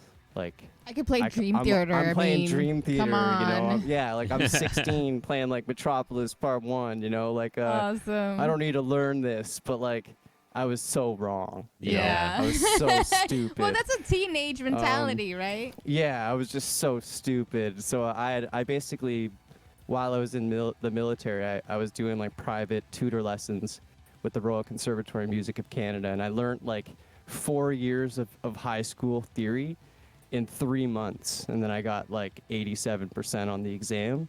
So I was like, holy shit, like maybe I really didn't need to pay attention all that time, because like I just learned it all in 3 months. But anyways, that's what happens when you like really put your head down and actually put like full 100% effort into something. You can actually like achieve a lot. But Yeah. sometimes we're so overwhelmed with like everything else to like put a full 100% into something. But it's definitely possible to do literally almost anything you want if you really just put your mind and like all of your time into it, if that makes sense. Yeah, So, it does, like, for sure. If you want to be a UFC fighter, like you could do that. You would just have to dedicate your life and like your time to do it, you know? if you want to play drums, you just have to put the time and do it, you know? So And it's like with It's everything. just- Like I'm Yeah. I understand that firsthand for being able to do all the graphics and the designs and the video editing and the Yeah. construction of the layouts, even like setting up the rooms for the streams and setups, the drums, the layouts for the drums, the sounds, the tones, the audio engineering for recording drums. Like Yeah. all of that took a lot of time to really learn and understand. But like you said, you put the time and effort into it, and you spend time working through it, learning, Yeah. from different sources. Like YouTube is a big thing that you can learn from, and Yeah. researching it, asking questions. You can definitely do all of this that you see here. You can do it yourself. Yeah, know? you totally can, but in the last few years, like since I graduated school, I mean, I really, really wanted to learn like from a teacher because I just felt like I was sloppy and like I just felt like my technique was lackluster and like I just didn't feel like a solid like player, even though I may have been told it was solid. Like I felt like it wasn't solid, like a solid rim shot every time, consistent, like backbeat, like just like that like very fine tuning where you finally notice all those little details that you never really did. And it was like I just want to focus on that, and so that's why I seeked out with a few teachers, a local drummer being Aubrey Dale, who's like a legendary jazz drummer in the scene, but like unfortunately had a bit of a shorter career because he took sick and then just like couldn't get work. But the guy played he opened up at Ozfest, Woodstock, and Peter Gabriel and them introduced them like their act on. So he's done like a Wow. lot of crazy stuff, but like very, very unknown on like the like lower echelon of like jazz and stuff that's like not on the outskirts. But this guy is really awesome. Aubrey Dale, amazing drummer. And took some lessons with him, and he was like super hard like on my playing style and like taking jazz kind of a little seriously, and I just scratched the surface with that. And Wow. I just took lessons from a bunch of different people. And also during the pandemic, like some of my favorite drummers were offering online lessons. I hit up Blake Yeah. Richardson from Between the Buried and Me, took a bunch of lessons with him. And then Jay Postones from Tesseract, took some lessons with him, and I can't say like better things about those guys as like teachers. If you're like interested in that kind of style of playing, then they're like they're really good for like just explaining like how they maybe come up with those ideas, and they really show you that it's not like all this crazy stuff that you think. Like it's just basic stuff, but just like we said earlier, Luna, like it's just maybe like starting differently, or maybe starting it like on a fill, but it's like all paradiddles, doubles, and singles. Right. You know what I mean? Like one of the cool things that I got from Jay was I've been working a lot is inverted doubles. Now, like doubles, we all know is like right, left, like right. Right. Now, like inverted doubles, you start with the right. You just play one right, and then you go left. So it's like, right. So like instead of you playing, it just, and Yeah. that like downbeat becomes the second hit becomes the downbeat, right? But if you orchestrate that like on the hi-hat, it like you can make it into like cool grooves. And like I noticed like now that I've been practicing that a lot, I've noticed like sweet players like Annika Niles like plays like that, like adds like shit like that all the time when we were playing, and I never realized what it was until I started practicing that stuff. And it's just an inverted double. Like it's just like right, that's all it is. But like I was like, what are they Those doing? little things, right? Yeah.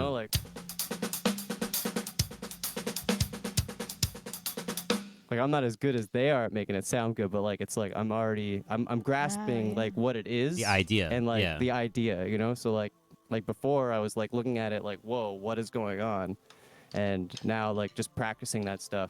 It's crazy We're how starting like to- a lot of the starting to hear it. simple rudimentary like pieces that when you start to expand on its use on throughout the entire kit, the the expanse of the ideas that you can get out of that, and the tones you can get out of that is just limitless. And not a lot of people can pull themselves out of that box because they're accustomed to the very linear, like simple 4/4 type stuff. Exactly. And it doesn't really help. Like, it's good to keep that like foundation, but to be like a good drummer and to be able to provide additional like embellishments or orchestrations on the drums, because it's basically what it is. You're orchestrating something, and you're also melodically playing something, because drums are and can be a melodic instrument as well. Like, look at Terry Bozzio. Terry Bozzio, yeah, know? for sure. Yeah, So- I mean, there's a reason why I like 5 toms, is because I like to play a little more melodically. Mhm. Like, I like in the fills, I like to have that melodic sense to my fills and sort of follow the guitars, like what they're doing, and sort of that kind of stuff, right? Like, I don't need it, but I enjoy it, right? So, Right. I mean, you do Yeah. need it if you're using it, right? So yeah, there you there's go. there's a sense of it, because some people are like, you don't need all that. Well, technically, depending on the style of music you're playing, you do need it. Yeah, no, that's good. That's a good way Like, to you put it. can't play Dream Theater exactly the way Portnoy plays it without the stuff that he has, because that's the parts that makes those tones and those sounds. Yeah, you could totally do like with that. I don't know how to pronounce his name, but El Esther. I don't know, the crazy guy from South America. Espirito. You know who I'm talking Wow, about. everyone Yeah. has a hard time saying his name. He's got an interesting name. Yeah, I can't speak Spanish, so I'm sorry. I can't roll my I'm R's. Spanish and I can't even say it. Yeah, he can't say it. Yeah, but But I just that want to guy, say he yeah. he can play Dream Theater with a floor tom, So like he can do it, but like it might not it's not gonna sound. Yeah, and he even Like says how it it's supposed to itself. sound, Yeah, right? like it's gonna be different, but he can still play the patterns, right? You can still play the patterns. The tones Yeah. are gonna be completely different. Yeah, You know? 100%. But yeah, I So- guess before I move off this subject, I wanted to show like a real quick exercise, just Ooh, maybe we're for learning, other, guys. We're Yeah. learning. for other drummers and stuff that I sort of stumbled upon from Aubrey Dale, and then Yeah. I saw Chris Coleman does it as well, and it's a paradiddle pattern, but it's just moving the accent. And right? while So you do something- that, can you tell us your equipment while you're playing it? So like the snare you're hitting, the hi hat you're hitting, yeah, the toms. yeah, so of they would course. cover in So, both spectrums. like the kind of snare that I'm playing. Yeah, like what's the equipment you have going on right now? Like what's your All right, brand, so this symbols, is and all that stuff? this is a Tama, Tama. Tama. Yeah, Tama. Tama. It's a Tama.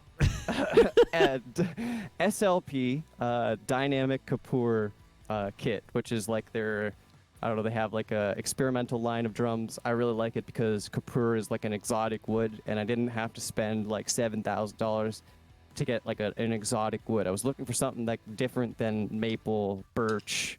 I know like the Tamas have like the walnut, birch now, but I was just looking for something completely different, and this was kind of in my sights. I saw another drummer, Alex Rudinger. He's fucking amazing drummer, and he used the kit, and I saw a few videos of it, and I was like, whoa, okay. I didn't think it would be usable for metal, and then after I saw like him doing a bunch of videos on it, I know like you can play on any kit with EQ, but I don't know, the kid just has like this really dark fundamental tone to it, just being a Kapoor wood. Like when I play it without any mics and just note ear pro, it honestly like it hits me like in the stomach, or like right below, I don't know, right below your sternum. It hits me like there's a frequency there, and it's like it's so warm. I don't know, it's kind of like a Babenga. If you play a Babenga kit, you'd understand, but like it's like a joy to play because of like what it makes, like the frequencies that are vibrating like from this drum set are so like warm and low. It makes me feel really good. It's funny because like you mentioned SLP, and I'm like, man, that sounds familiar, because I play Tama, and I have a Tama Rockstar, and then I just bought a new snare drum because my old snare drum was falling apart, and the rims were like breaking apart for all that rim shots. So I bought an SLP snare, and it was What the maple with the red, or the the dark It's so wood beautiful too. coating on the outside with the Is nickel it the- finish. Is it the 14 or the 13? The It's not the 14. G maple. It's the 14. Yeah. Nice. And Oh, it that's sounds nice. so nice, right? And it's yeah. my first maple that I've had because everything else is birch on the drums. Yeah. That's my first maple. It's so warm and like punchy. Yeah. And I like, and I was like, I want to get another one, and I want to get a snom, right? It's like a floor tom snare I drum. want that. The SLP, the SLP one that's the one? birch. Oh my You want god, that I too, want man, that, I dude. want It's that so too. good. Yeah. If I wasn't hurting right now, like I know. just my car has just been killing me this year, but I would purchase that. Like in a I heartbeat. play a floor tom on my left, right? And Yeah. I would love to have that because I like doing snare on my left as well. So having that versatility, just flipping on the snare and turning it off and on, because I have like a small piccolo snare on the top, like a firecracker one. Right. Not piccolo, it's like a little tiny 6-inch. And it's I forgot what it's by Tama, but I forgot what the model is. Metalworks, those Metalworks, little yeah, ones. yeah. Yeah, So- those ones are look cool. Yeah, so I have that as like the high pitch snare, but I want to get the low pitch like I fat want that drum backbeat, too. you know, I get you. snare, I totally get you. and then have the I- tom option. So Yeah, no, I feel that, man. I literally want that. I bought this skin originally for that drum. So I bought like a UV1, a UV2, and then this hydraulic in the same day, thinking like I'm gonna buy that snare. Yeah. And then like just some stuff came up and had to pay for some shit. one day we'll get it. One day. But man, yeah, one day we're gonna get our snoms. We're gonna get our We're gonna get our snoms. snoms. We're gonna get our snoms on. All right, so but I guess why we digressed a bit. So yeah, the 8, 10, 12, 14, 16, 22-inch kick, and then my snare is a Pearl Sensitone Elite black brass snare, 14 by 6.5, super loud and cracking. That's why I use a lot of dampening on it. Otherwise, it's really ringy and insane. Really good for like I take this stuff off. I don't really dampen it when I'm playing live because I want it to be like big. But this room is like an 8 by 12 room, and it's really small. So this already cuts through my in-ears, and it hurts my ears. No. HHX complex line. I got the 15-inch hats, medium hats. I got 22-inch medium ride and a 19-inch thin crash, but I'm not using that right now because I don't want to break it. I got a 17-inch 8 custom crash that's lasted this is like 12 years old, maybe longer. This is a AAX recording crash, 16-inch. It's been broken, but I fixed it, or I cut it with a Dremel. I cut the crack out with the Dremel, guys. If you crack any of your cymbals, do not throw them out. Do not render them useless. You don't even need to turn them into stacks. You could just use a Dremel and cut out the crack, all right? It doesn't have to be perfect. I didn't even, I literally just drew a line and then cut. It's not very nice and perfect, but it'll do. And cymbal sounds good. Can't hear the crack. FX stack, 16-inch FX stack Zildjian. Love these things. These are affordable stacks. So if you do want stacks, you don't have a bunch of extra cymbals to mess with, these cymbals are a great affordable option to buy like a stack. Also the Mino HSC or HCS ones are also good. Then this thing is probably one of the most asked about thing is it's a Sabian ice bell. Ooh. It's a stage ice bell, 7 inches. Did we hear that? Weird. It's a Sabian stage do you smack ice it? bell. Oh yeah. That sounds so Yeah, good. so it's very thick, right? And I like rocking it on this side. It is finished on the other side. Like it's a brilliant finish on the other side with the Sabian logo and everything.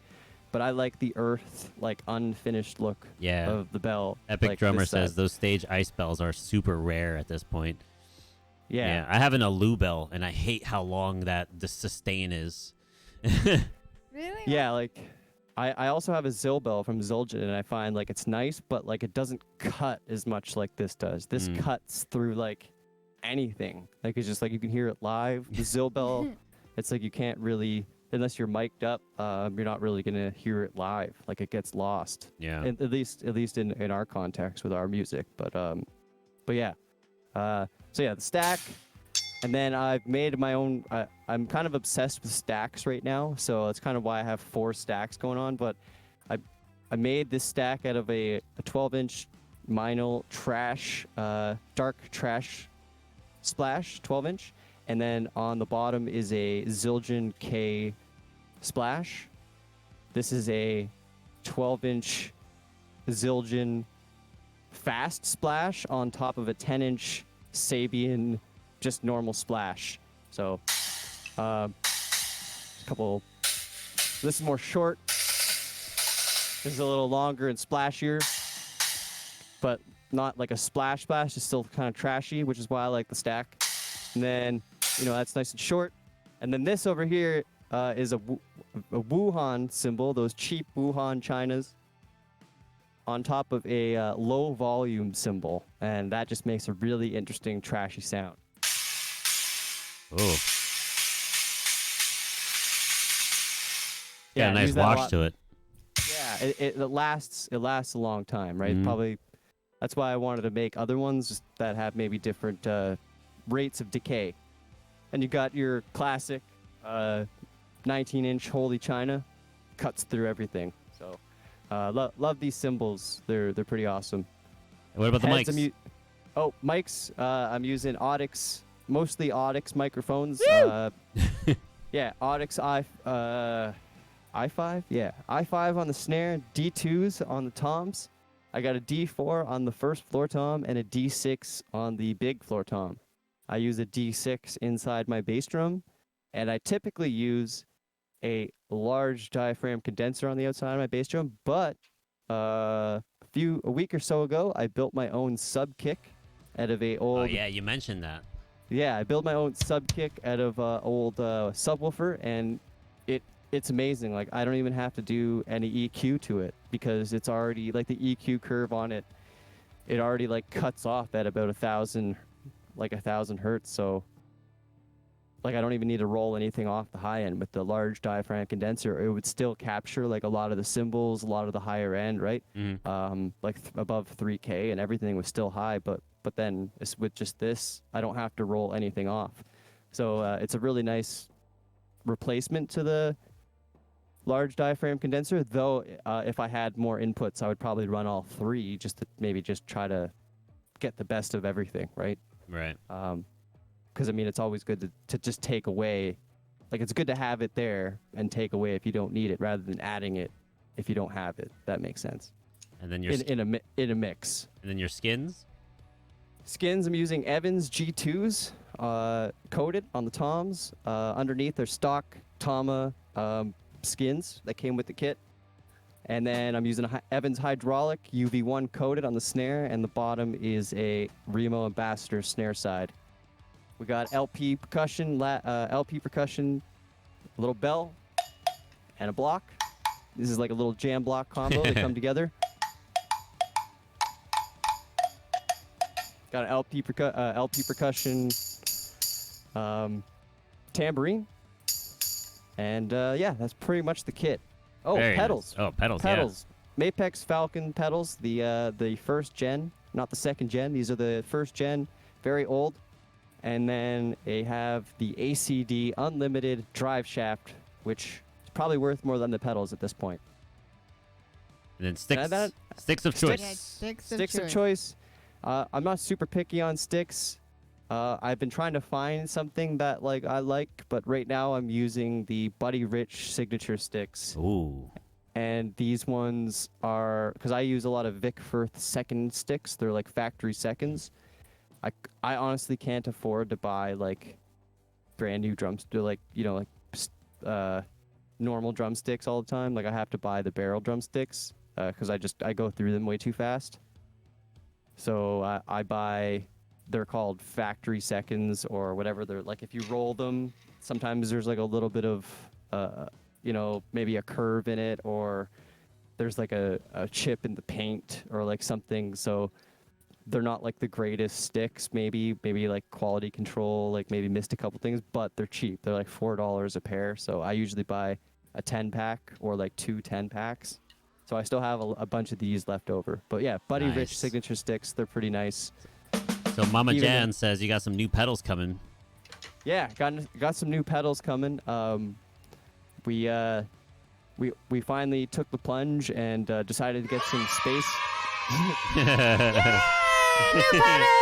pedals!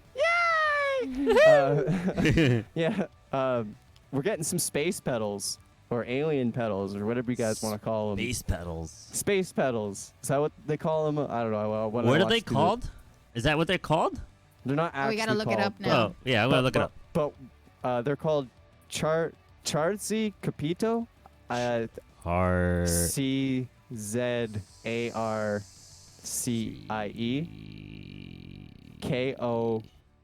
What the KOP. heck? Hold on, wait. Y. Charizard? No.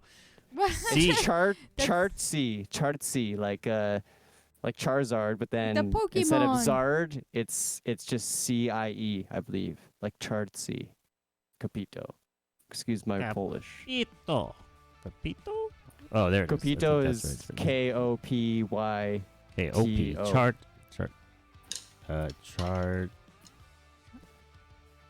What the? Did you find it? No. Just go to Google and type in Polish tank drum pedals. Oh my And gosh. they'll come up. All right, They'll be the just first thing scratch that comes that. up. Polish tank drum pedals. That's what I did. There it is. Are we getting a raid? Whoa! Drummer Rick! It's Drummer Rick. It's Drummer Rick! What's up, Holy Drummer shit, what's going Rick? on, man? What's up? Welcome in, Raiders. Here We it have- is. AZ Yeah, Drums here, Zombear. Drum fam. Zombear, I'm just seeing your message right now. They do look sick in red, but I'm only going with the Ooh, standard. look at that red. Oh, those are, I love hardware. Look at this thing. Beautiful. It's crazy looking. Ugh. Yes. So the reason why I'm doing that is any other time in my life I'd probably never be able to afford something like that. But right now, the euro is sort of tanked, and like You normally take advantage of it. Yeah, I'm trying to take advantage of it. Normally that would cost me like a car, like half of a car. So you're getting the silver ones here? Yeah, the silver ones, the standards. Ooh, these are nice. My favorite thing about them is that like you can use them as singles or doubles, which is cool. So if I do ever decide to go back to using 2 bass drums one day, then I can just use those pedals. I don't have to buy another pedal. Oh, really? So you can add a mallet on the other side and just use them as a double? Yeah. Wow, that's cool. Yeah. I like It's this. it's really cool. And like the case itself is like a road case. Like it's a legit road case that, I mean, you could Yeah, probably. look at that. That looks great. That looks amazing. Heavy. Yeah. Do you get a hat and a lanyard and all that stuff with it too? Yeah. So I don't want to like, I don't know if I can say it yet, but like I'm trying to work with like something because like obviously they're not going to endorse me because I'm not like a big drummer or anything, but they said they do like partnership programs where like they like if I like promote their pedals like on my social media, then they'll like put like a picture up and like send okay. me a bunch of merch and like send me stuff. So Yeah, you gotta it's not get like on that. it's not an endorsement, but it'll be like a partnership kind Yeah. of thing that they said. So I'm Or do probably like a gonna brand deal type thing? Yeah, I'm probably gonna do that. So I don't know. Down the road, like they said, like they'll do like like a logo on the pedal board for me and stuff. So that's kind of cool. But I just at the beginning, I just didn't want to go for that right out the bat because I don't really think I'm not worthy. Well, try it So- out. You never 'cause know, They yeah. might think you are, and And- then you realize you are. Yeah. You put and even if you don't get it, then you're on their radar and they know who you are because Yeah. you've asked and they're gonna watch you, and then maybe another year or two goes by, you reach out again and say, I know the first attempt, me reaching out, wasn't in your best interest business wise, but now that we've fully established ourselves, do you think we can have another opportunity to continue our brand, or the Yeah, partnership? So That's not a bad way to look at it. but that's with appreciate anything, that. Yeah. And you I are just wanna- worthy. I mean, look at Yeah. the original Look at you. music. Actually, Oh, I wouldn't mind for the raid You to play guys. another original because his originals. Okay, wow. Okay, his originals blew we can do another. us away. Yes. Yes, we get another Yes. original. So we're gonna do Yes. another original for the raid. All right. Thank you guys for the raid so much, Drummer Rick. Drummer Rick, man. We're Thank go you, show dude. some love to Drummer Rick and go give him Thank a you, follow dude. too. Yeah, follow Drummer Rick. Shout out to Drummer Rick. We're gonna give him a shout out. We're nearing the end of the podcast, so after this song, we're gonna do our quick flash questions so that we get Okay. out everything we need to get out, and then we'll send it off soon. All right, sounds good. Let's do.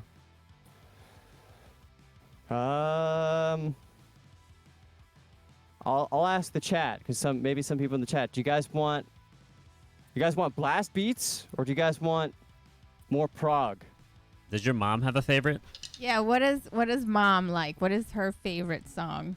that I you don't know play? if she has Prog? a favorite. It's not really her kind of music, but she does support. She still supports it, but I know she doesn't really listen to it. But I know she still sees you and is like, wow. okay, we're gonna go with the prog tune. So this is our Prog. other a little longer tune. 7 minutes 52 seconds. So I do apologize if it takes up a bit of time. I'll fast forward the first. No word. worries, no, dude. it's great. Let it ride. Just rock Let's it. go. Let's do it. Okay. This is called The Path. This is the single. Band. The band's called Prospects, guys. I appreciate you guys. Appreciate you guys listening and tuning in. Yeah, and Luna, you guys are sweethearts. You're a sweetheart. And you're worthy and you're amazing. And here's another appreciate- original song. Appreciate you. Appreciate you.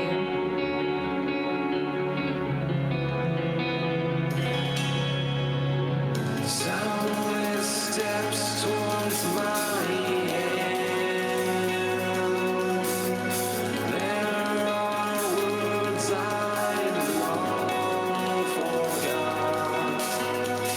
Fall in line, there's no question why. Never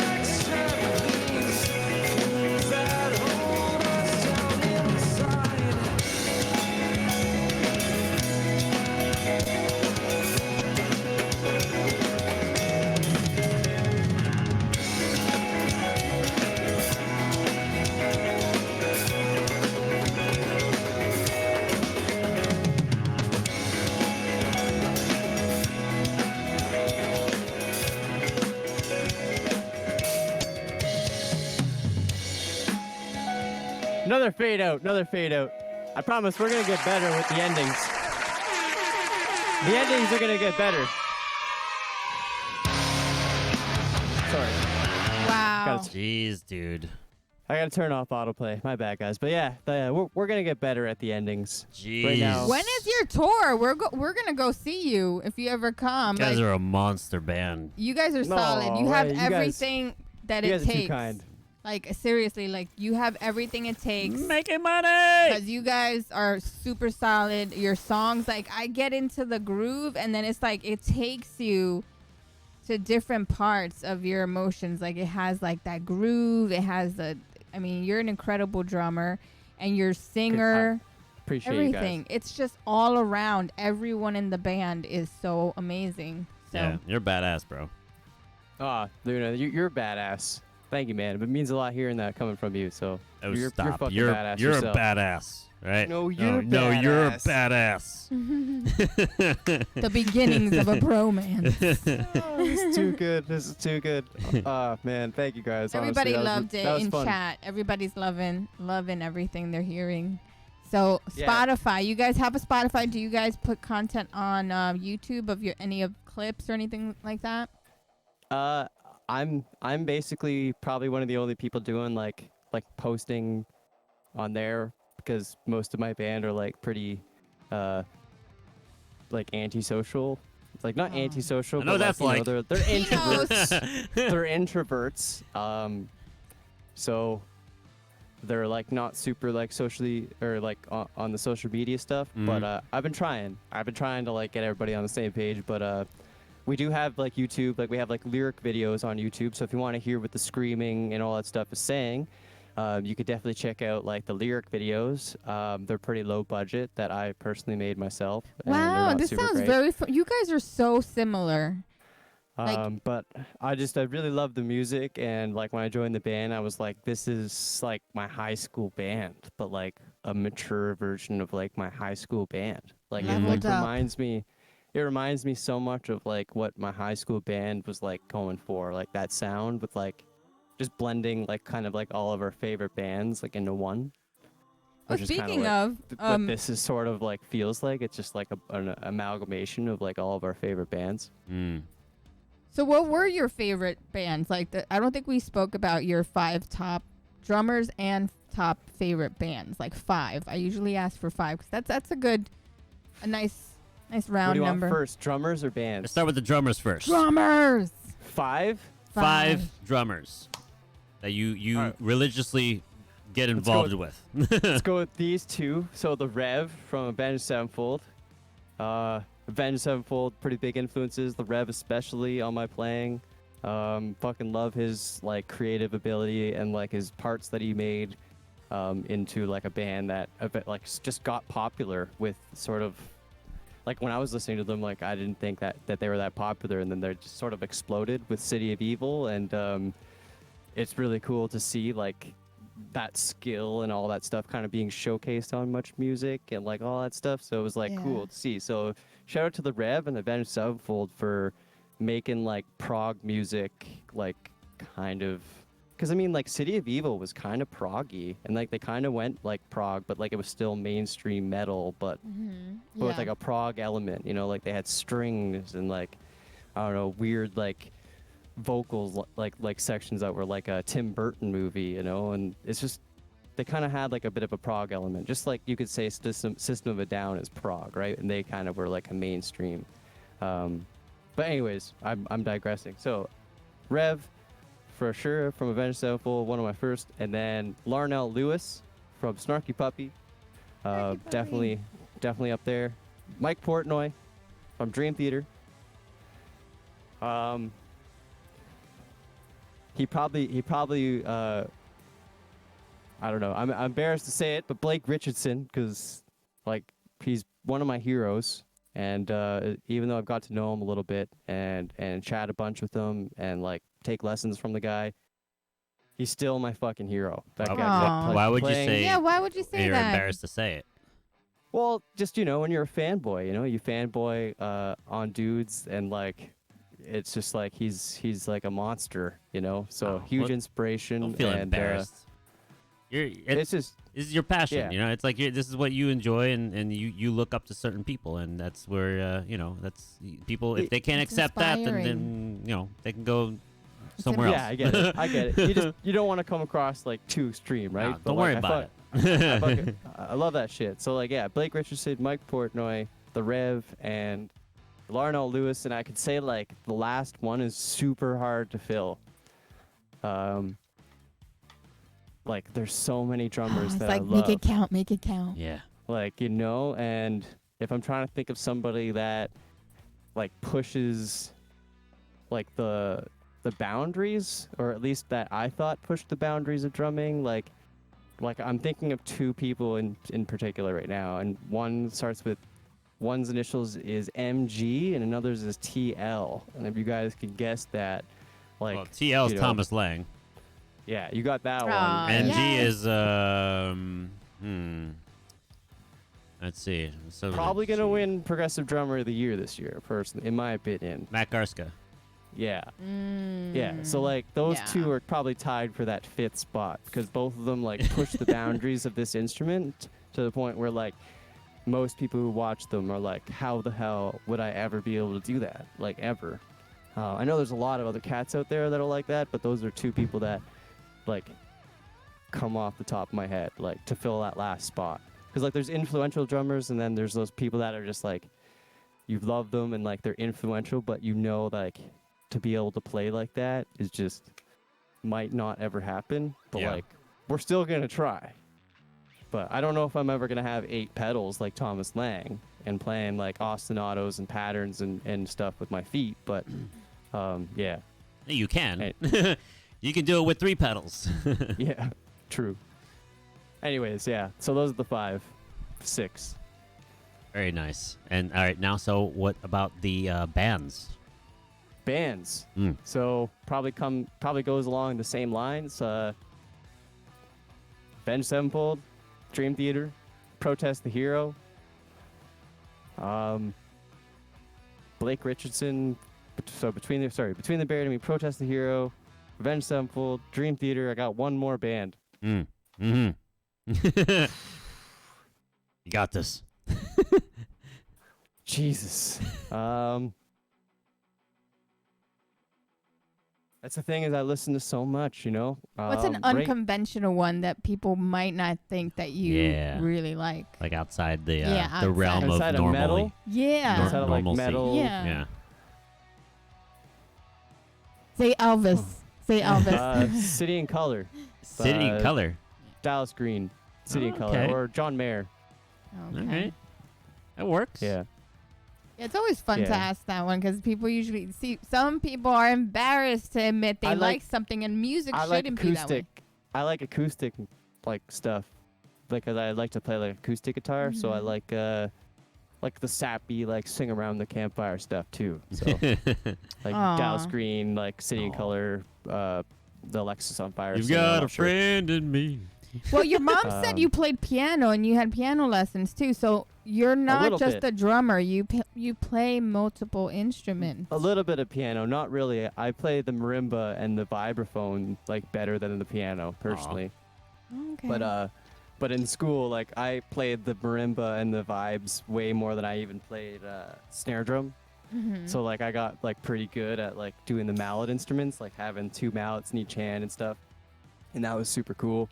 But never really good at piano. I mean, I could play a little bit of piano, just like, you know, if I look it up on YouTube, like how to do it, then like I can play a little bit, just like to mess around and like maybe write some melodies. What? No could- bagpipes? What? No bagpipes. I couldn't play like Zambier. anything like that crazy. He's but Italian. I don't know about bagpipes. no bagpipes, no bagpipes. I have a few friends that can do the bagpipes really good. but, Guys in Scottish. Oh, Aw. it would be accordion, I think. Like, you know, like the old. Uh, no one knows what the guitar, I can play guitar a little bit. I'm trying to learn electric guitar. I know I can play acoustic a little bit cleaner than with the electric guitar, because I just started playing electric a couple years ago. So I'm with a pick and like palm muting and all that stuff. Guitar. Just The keytar. so sloppy. I played cello in university. That was super cool.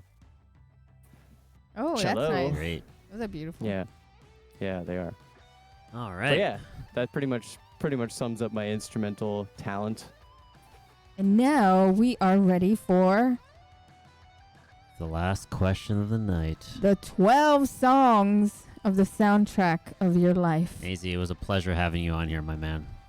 Yeah, man, it really was. Like, I honestly can't thank you guys enough. Everybody in chat, like, don't stop supporting these two because they're super awesome. Aw, They're thank you. big sweethearts here on Twitch, and you guys have no idea. Well, maybe you do have some idea, but they put a lot of fucking effort into this, like, stuff. So this stream in particular, they put a lot of effort into, and I'm sure their own streams, they put a lot of effort into it. So if you guys can show love and support for Yen and Luna, guys, like, please continue showing the support for them because they're awesome and they got some big hearts and they deserve it. So thank you guys, honestly, appreciate it. Oh, we do this for everyone here that's supporting a bunch of the drum fam because a lot of here, like, look at all the love from the drum fam. Like, you guys Yeah, hashtag drum fam. Yeah, look at you guys. I mean, I don't see as much love as I do here. I mean, most of the chat, a lot of them are not only just listeners and music lovers, a lot of them are streamers themselves. And holy schneizers. What happened? Schnikes. 5 gifted subs, Epic Drummer Epic 9,000. Drummer. Epic Drummer, man, thank you so much for doing that He's for over these guys. 9,000. Oh my God. Epic, thank you for the raid and for man. Thank you supporting so these guys. much. Thank you. Wow, I did not expect that. Thank you so much. It's Hell yeah. wow, and you guys know that everything that you guys put in here, I always put out to everyone here. Like, I'm always in you guys' streams. I try to support and also do a lot of gifts.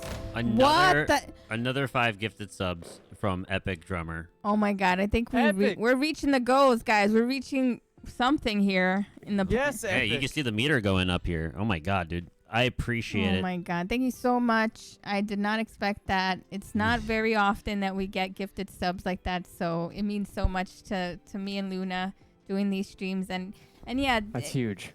it is huge. And I never really expect, because as streamers, we're always supporting other streamers. And just you guys being here, it means so much because it means you guys enjoy what we like to create here, a space for everyone to get to know each other and promote the art that you make and the love that you put into what you have a passion for. You know, music. We're all passionate about music. So to me, that means so much to me. It means a lot to me. And Yeah. you know that with all of this support, it does unlock a lot of stuff here for the channel. So, Yes. I can't wait to see some of that stuff. So, on my streams, usually I would eat hot chips per sub. And, we would have done it here. So I would carry that That's a over. lot of hot. I would carry that over for the next stream so that I would eat the hot chips for the next 10 stream. hot chips to eat. And then, but it does unlock some features that Yen will do for next month. This month we had unlocked the VR sub only VR streams on Discord. So if you're a subscriber, even a gifted subscriber, and a VIP member on Discord, we will be doing a night on Yen's channel, playing some VR Among Us or a VR game. If you have a VR headset, please join us. And if not, you can come and hang out and watch and laugh and enjoy the content. One day, I'd love to join you guys with the VR. So we will announce the unlocks later because I have to pull up the information. So It's because we're not used to get. Wow, Yeah. We've never gotten 10 gifted subs. I don't think ever. Oh no, Epic Drummer, hot chips per sub, you say? Yes. Oh man.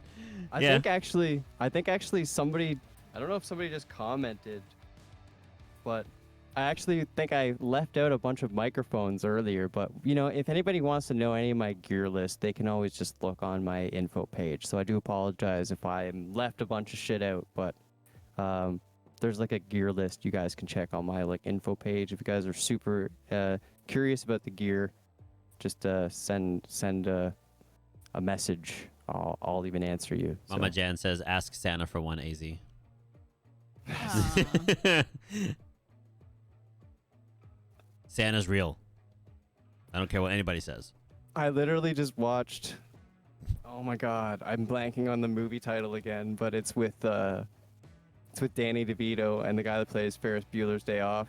What the hell movie is that? It's a Christmas movie.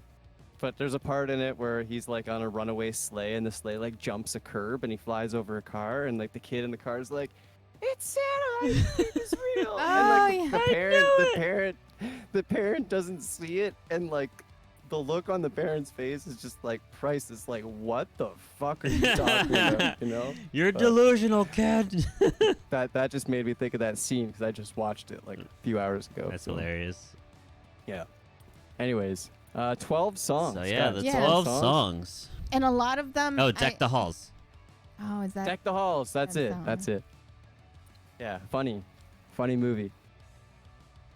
The 12 songs are usually songs that I like to ask to everyone that's been on. And I know Tommy did a really good job on these because he did go from a song that reminded him of his childhood, a song that reminded him on drives with his dad, things that really reflect like the storyline of music and how you fell in love with music. Like it could be Yeah. a song that you and your girl is like your favorite song, or like the first song you learned to play through when you were a child. Those kind of songs, or a song that reminds you of your mom or your dad. Like those are the songs that you'll always remember as part of your life and will make you feel something when you hear them, like a scent or a sound or a feeling a song has. It's like a captured moment. So I love to hear everybody's version of what their soundtrack is. So I want to hear, what's your 12 songs to the soundtrack of your life, AZ? I came a bit prepared, Yes. and I thought of some songs. I've made more than 12 because I just wanted to like kind of maybe go off the cuff because there's obviously going to be more than 12. But I thought of songs like kind of in chronological order that sort of maybe propelled me to like where I am. If that makes sense. Like songs that maybe influenced me sonically and like maybe had like opened my ears up to like a new soundscape that I didn't really understand, and then I like pursued to learn that soundscape and then maybe grew to like it.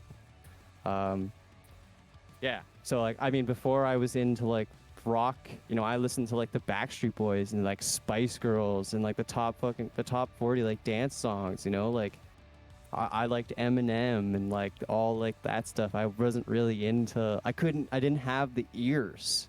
And I think it wasn't until I just started watching the drummer and like listening and trying to understand and decipher that like what it was that I actually got it and like was starting to understand and like, put the pieces of the puzzle together, so to speak. So I would say the first song I talked about a bit at AC/DC, Thunderstruck.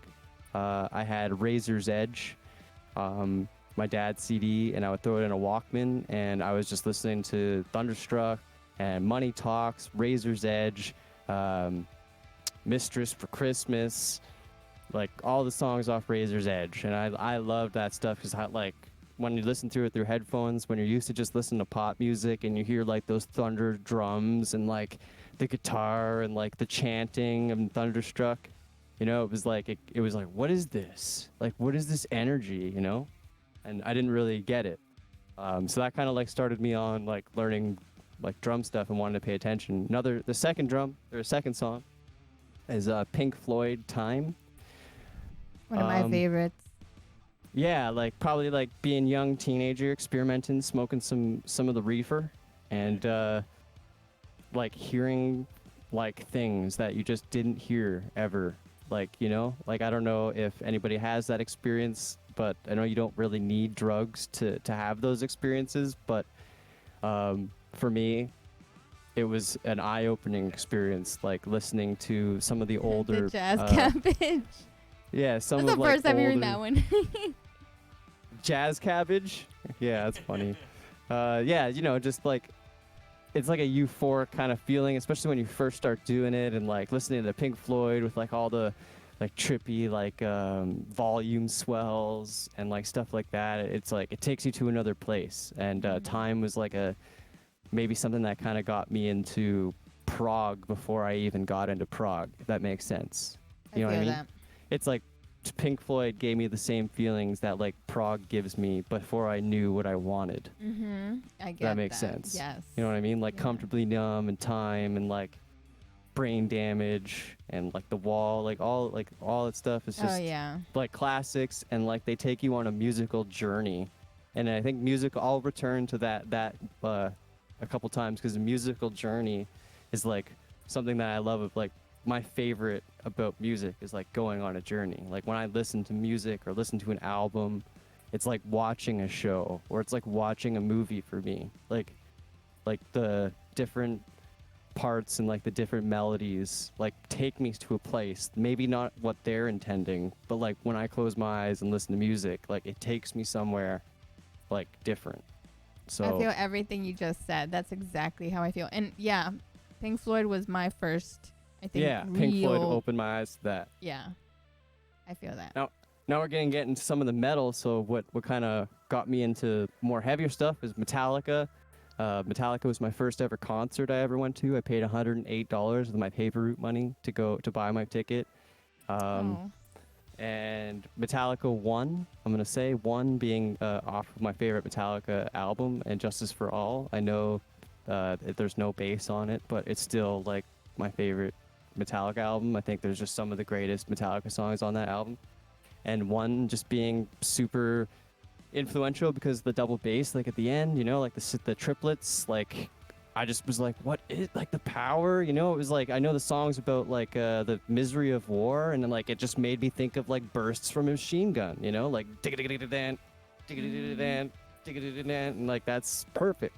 It's like the perfect like soundscape for like what they were going for, and I was just blown away by that, and that got me into like double bass drumming, which leads me to my next song, which is the first song I ever learned on double bass, and that's Pantera Domination. So learning Domination and just like ding and then doing straight double bass, and then like I always loved the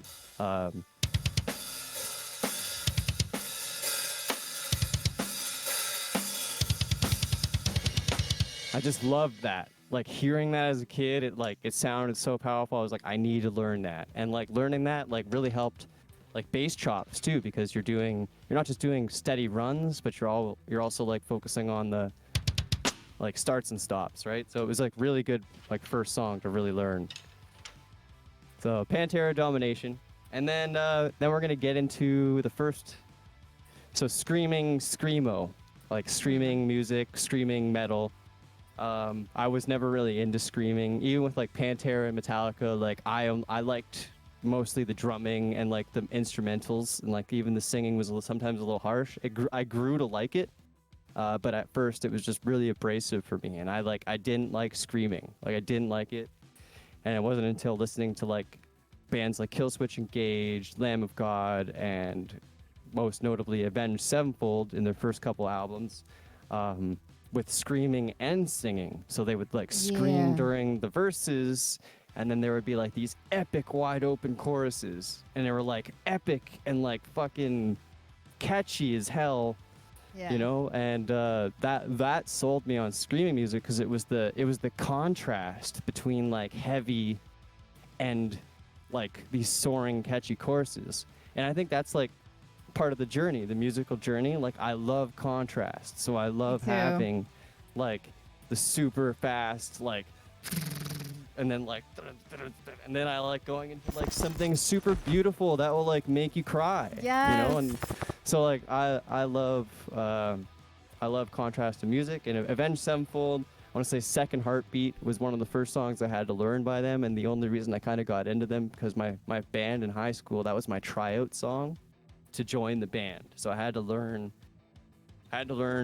Second Heartbeat by Avenged Sevenfold. I was like, this is insane. Like I'm never gonna be able to learn this note for note. And I just sat down and like worked it out. Determination. Worked it out as best. Yeah, with determination and everything. I was able to learn it, but like a decent, like not note for note, but pretty good for a 14-year-old kid. Wow. and was able to get into the band. And then those guys became my best friends and BOM. So Brothers of Metal. Brothers of But- Metal. Yeah. Oh, you have tattoos, right? We didn't even talk about your tattoos. Yeah. So, yeah, Beautiful. those guys are my brothers, and even though we don't really see each other a lot, they're I don't know. I just don't know what I would have done without those guys in high school. Like, you know, when you're just like It forms in high you. school and you're like overwhelmed by like the pressure of life. Well, like I felt like those guys took all of that away. Does that make sense? Yeah. Like those guys gave me like confidence. Like I didn't care what anybody thought about because like I had my band and my boys, like the group, you know. And it just didn't matter. 122 Pumpkin Avenue. Yeah, 122 Pumpkin Avenue. That was the band name. Pretty silly name, but What? Oh, that's the. I'm thinking. Is that where you guys used to meet up or something? no, that was our band Meet name. at It was Pumpkin like- it Sounds Avenue, like was a song. guys. It was a super silly name, but Oh, that's nice. but we were just silly kids. So That's fun. so It's part of the next story. One, yeah, it is part of the story. The next one's Dream Theater, Metropolis Part 1, and that's gonna go into with a change of seasons because those are the first two Dream Theater tunes I saw or heard and sort of like changed my life forever. Yeah. Yeah.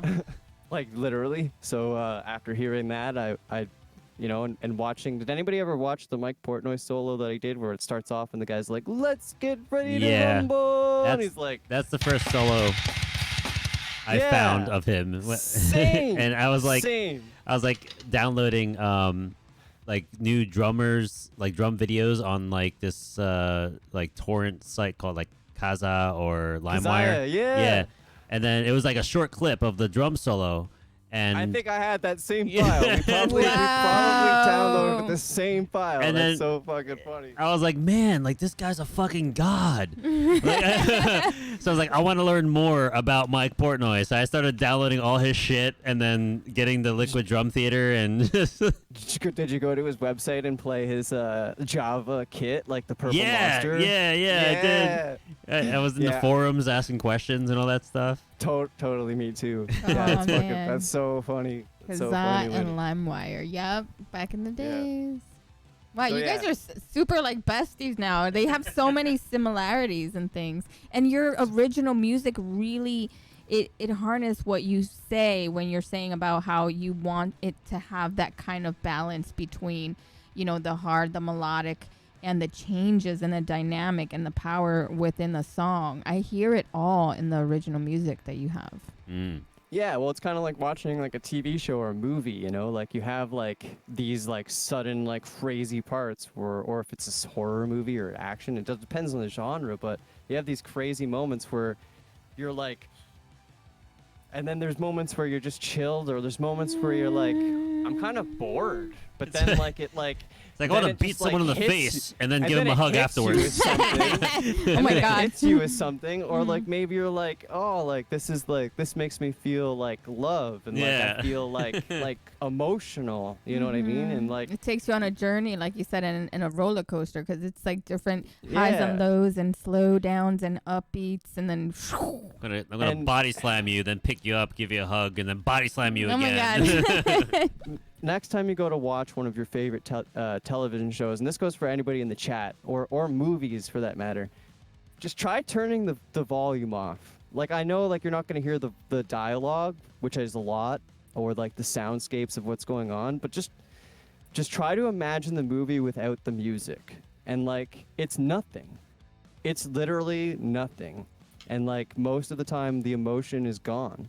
So there's a lot of movies that don't have music and they still have that ability to like fucking throw you into that like what they're feeling, which is crazy. Like that's a whole nother magic on its own in filmmaking. But like for the most part, the music is sort of what's driving like your feeling in the Yeah. seat. Like You know? silent films they- that only they have took- music. Yeah, silent films. They there took you go.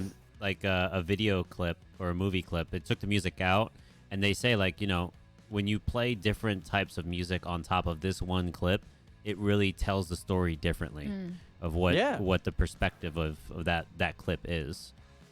Yeah, it's just like how you can turn like I don't know. You can make something into like a fucking, what are those things called when it's like a montage?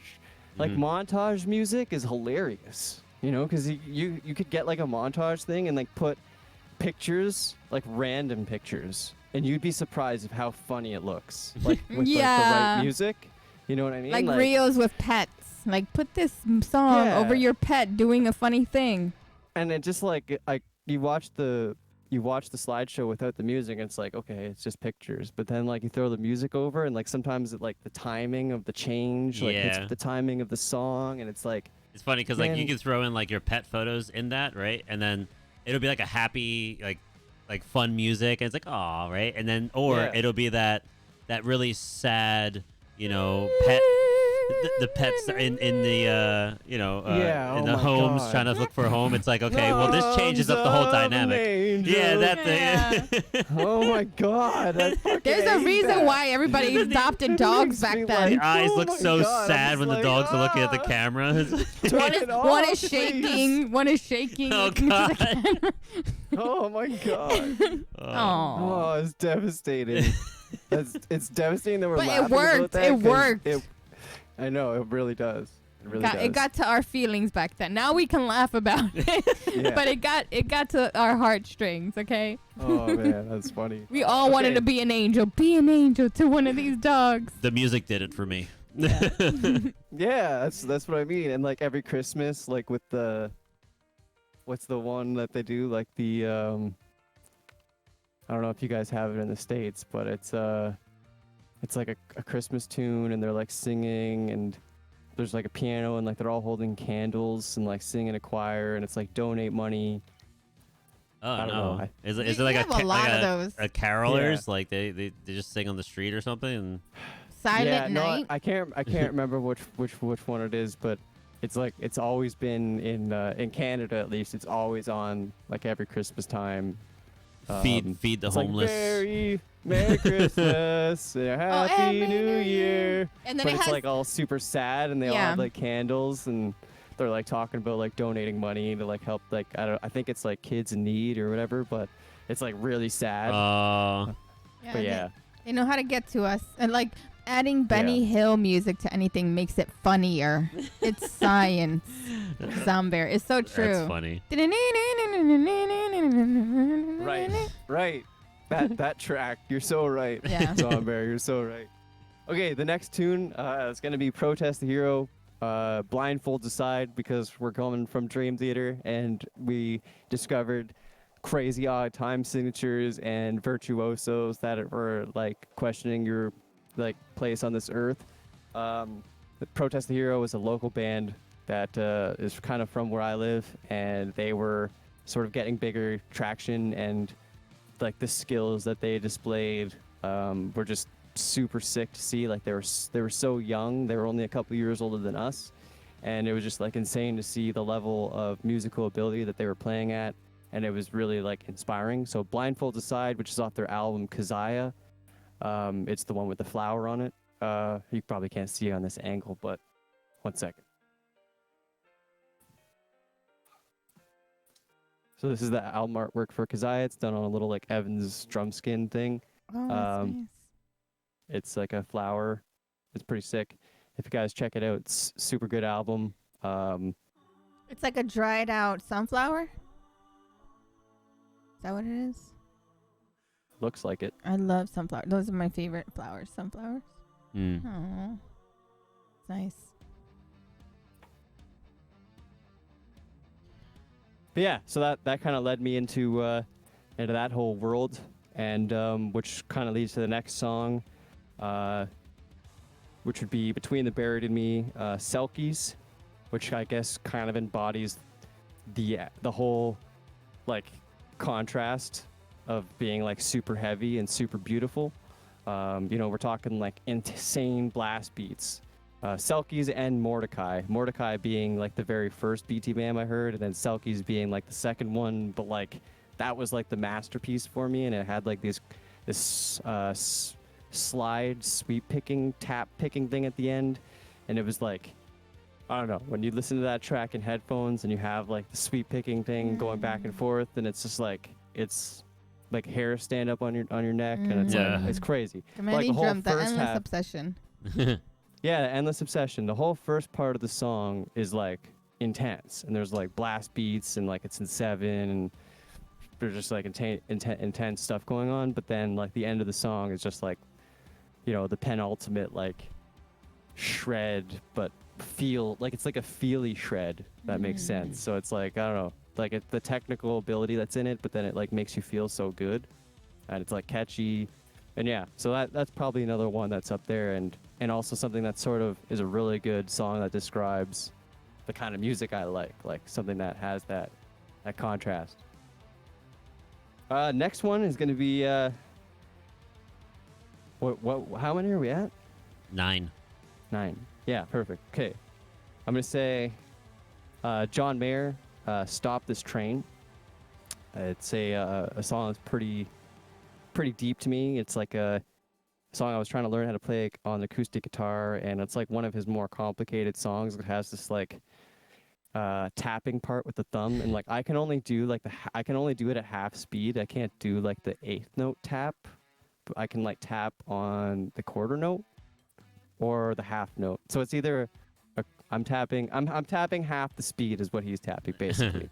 But because he's doing this like thumping thing while he's finger picking, and like I can't really do how he does it. But anyways, I learned that song, and it's super deep. It's Stop This Train. It's about getting older and like just learning life lessons, you know, and seeing your parents get older, and That's kinda kind of like feeling- that song that you like by Nothing more. Nothing More, that it's about seeing your dad get old and like Leaving a legacy behind, and that he's eventually going to pass, but, you know, he's going to keep moving forward and to live his life and live his dream, and that he'll Yeah, always be with him no matter where he is, you know. it's a bit of a tearjerker, but so well put together. Yeah. Zombie. The song I'm There's a- thinking of is Fade In and Fade Out by Nothing More. I'll check it out. Yeah. The lyrics in this song, there's a part where it's kind of similar. It's like, when I had a talk with my old man, I talked with my old man, think I understand. Said when I turned 68, you renegotiate. Because like it's like you're renegotiating what you were thinking. Because like you're thinking all the stuff's gonna matter, but then when you hit a certain age, it doesn't matter. Because this train's never gonna stop. You know what I mean? The only thing that really matters is like the moment, and like making those moments matter for you and the people that you are love. surrounding you, right? Mhm. Yeah. Love, yeah, just like love and trying to impact people on like a positive level and not a negative level, I guess. Beautiful. Yeah, John Mayer, I know some people, they don't like him because of maybe whatever his allegations, but I don't really pay attention to like pop culture, and I just think he can play the fucking guitar like really well. He's a good lyricist and writer, music writer. Yeah. Yeah, exactly.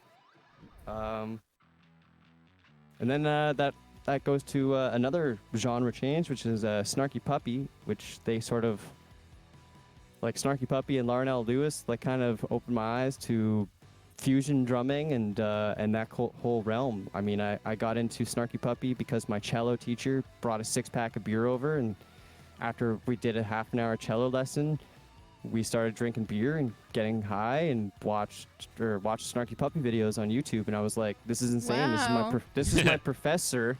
Like, this is my professor. Your Like, cello.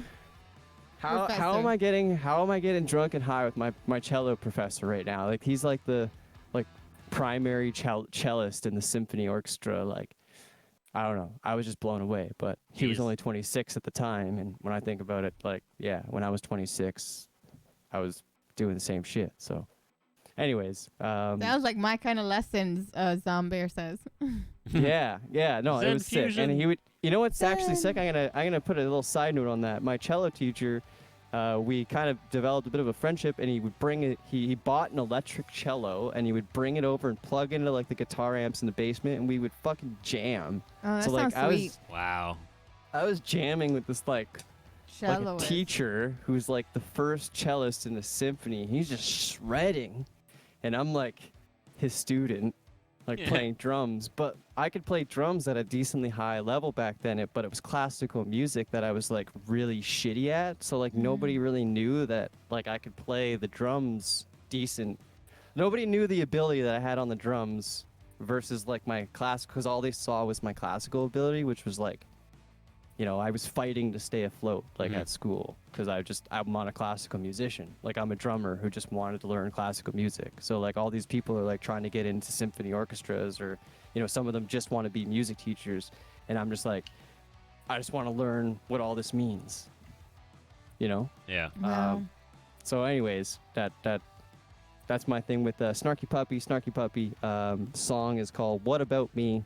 And explosion of drum fills at the end by Larnell Lewis. Definitely got to check it out if you've never heard it before. I bet you 90% of people in here have.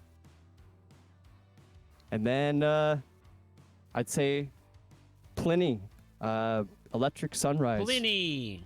Oh, yeah, that's amazing. I love him. When I heard that song, I was going through a very bad time in my life, an extremely bad time. Like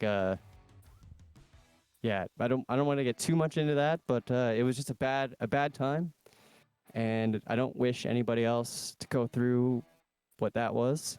And when I stumbled upon like these guys, and they remind me of like, you know, like Animals as leaders is amazing. Like they're amazing musicians, love Animals, but you know how like Animals is really dissonant, right? Like it's hard to find like beauty in the music. There is beauty in there. It's just like it's under so many layers, you know? But like the beauty that I heard in Electric Sunrise, you know, with like the same sort of style, like instrumental, led, no vocals, like the guitar is the vocal. Yeah. I don't know, man, that song, like if I'm having a really bad day, or like, you know, I'm feeling like anxious, like that song just like makes me think like everything is okay in the world, even if like chaos is raining down. Like that song is just like It gives you take strength. a break, Yeah. take a I can relax. Like the guitar solo, the midsection, yeah, not to get weird, but like, man, goosebumps, like hair standing up the back of my neck, like tears sometimes, depending you on my really mood. feel music when you get that experience. It's Yeah. like you become part of the experience when you listen to it. Yeah, and I can't remember what it's called, but like there's a word that like describes people who like feel music like that, and like I really like feel music like that, and like it's a good thing and a bad thing. Like I could be chilling and like we're just watching a movie, and like music will be like so beautiful that I'm capitulating in the chair. I'm Yeah, like, this is insane. You know, like I'll be like, I'm feeling it. Like I'm feeling like what they're trying to convey in the movie, you know, and it's like way more like grabbing me than like the actor's performance, which obviously is like the main thing. But I'm telling you, like, I don't know what it is. It's something about some music. It's not all the time, but sometimes it just hits me that way, and you're just like, it's like magic. I don't know how to describe the feeling. Except That's for why it you are feels a musician. like magic. So It is magical, and I think that's why we choose to be musicians, because it makes us feel that way. And drummers are the heartbeat of the song, honey. They're the ones that give you that feeling. To We're me, the foundation. the foundation. We are the engine that runs the ship. Drummers are better, guys. That's it. I said it. Okay. And Canadians are nicer. And Canadians are nicer. And imagine a drummer and he's Canadian. There you go. He's got the full package. Everything right there. Everything right there. you Follow guys are too kind. AZ Drums. Okay. Phenomenal person. Phenomenal drummer. His band is amazing. Yeah, send us those links we before can you put head them in out, your so we can put them commands. on your. I will. I'll send them. Do you want me? I'll send them. Like, do you want me to send them when we raid out? Yeah, as soon as we end the stream, you know, we're gonna hang out afterwards, so don't leave, and then we'll get all that situated. Roger that.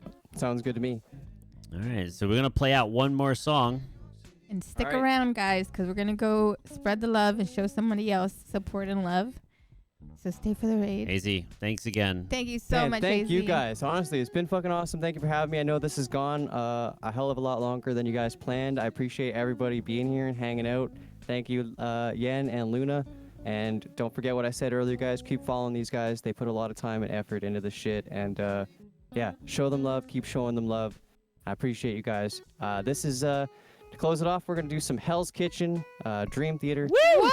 That's what I always This is close with. Oh, That's a good song. man. Amazing. Yeah, this is another one of my favorites. I actually didn't mention it, but I at one point in my life I auditioned for a master's program at Berkeley in Valencia in Spain, and this was one of my pieces for Ooh. auditioning. That's What? nice.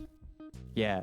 So I didn't get in, but I know I nailed the song. So That's let's play awesome. some Hell's Kitchen. This is Dream we Theater. have Andrew Core coming in 2 weeks. We have Hot Topics next week here on Yen York City's channel. Tomorrow we have Yen doing meditation. We have a whole new layout and setup going on. So if you want to come in later tomorrow night, I Catch a know vibe. AZ and his mama came over the other time and had a good time, and Yeah, we're doing readings. a lot of super fun. a lot of resonating. Astrology readings. Yeah. Yes, chart reading, birth charts. So fun. Yeah, it was great. It was great. Diving deep. So tune in tomorrow on Yen York City's channel for that. Join our Discord. We have a lot of stuff happening on our Discord now. We're going to be doing some stuff outside of the streams. So when we're not live, we'll be on there chatting, communicating. Throw some photos of your pets. Throw some photos of your tattoos. AZ, we got to talk more about your tattoos soon. yeah, we will. And look Um, at what a natural. Like he was saying how in the beginning you saw how it converted from I feel kind of awkward sometimes Yeah. to like being look at this. Look at that's You beautiful. are He awesome, got dude. it. Oh, You he has guys. the whole package, okay? You guys. Don't second guess guys. yourself. You're so amazing. Don't do it. You're great. Just keep going and doing what you're doing. And your band, I could see it. It's gonna go. make a heart like that? That's it. There you go. Perfect.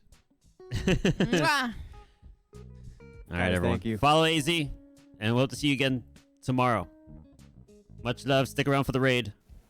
All right, let's do this. Hell's Kitchen. You're on Yen York City Live. AZ drums.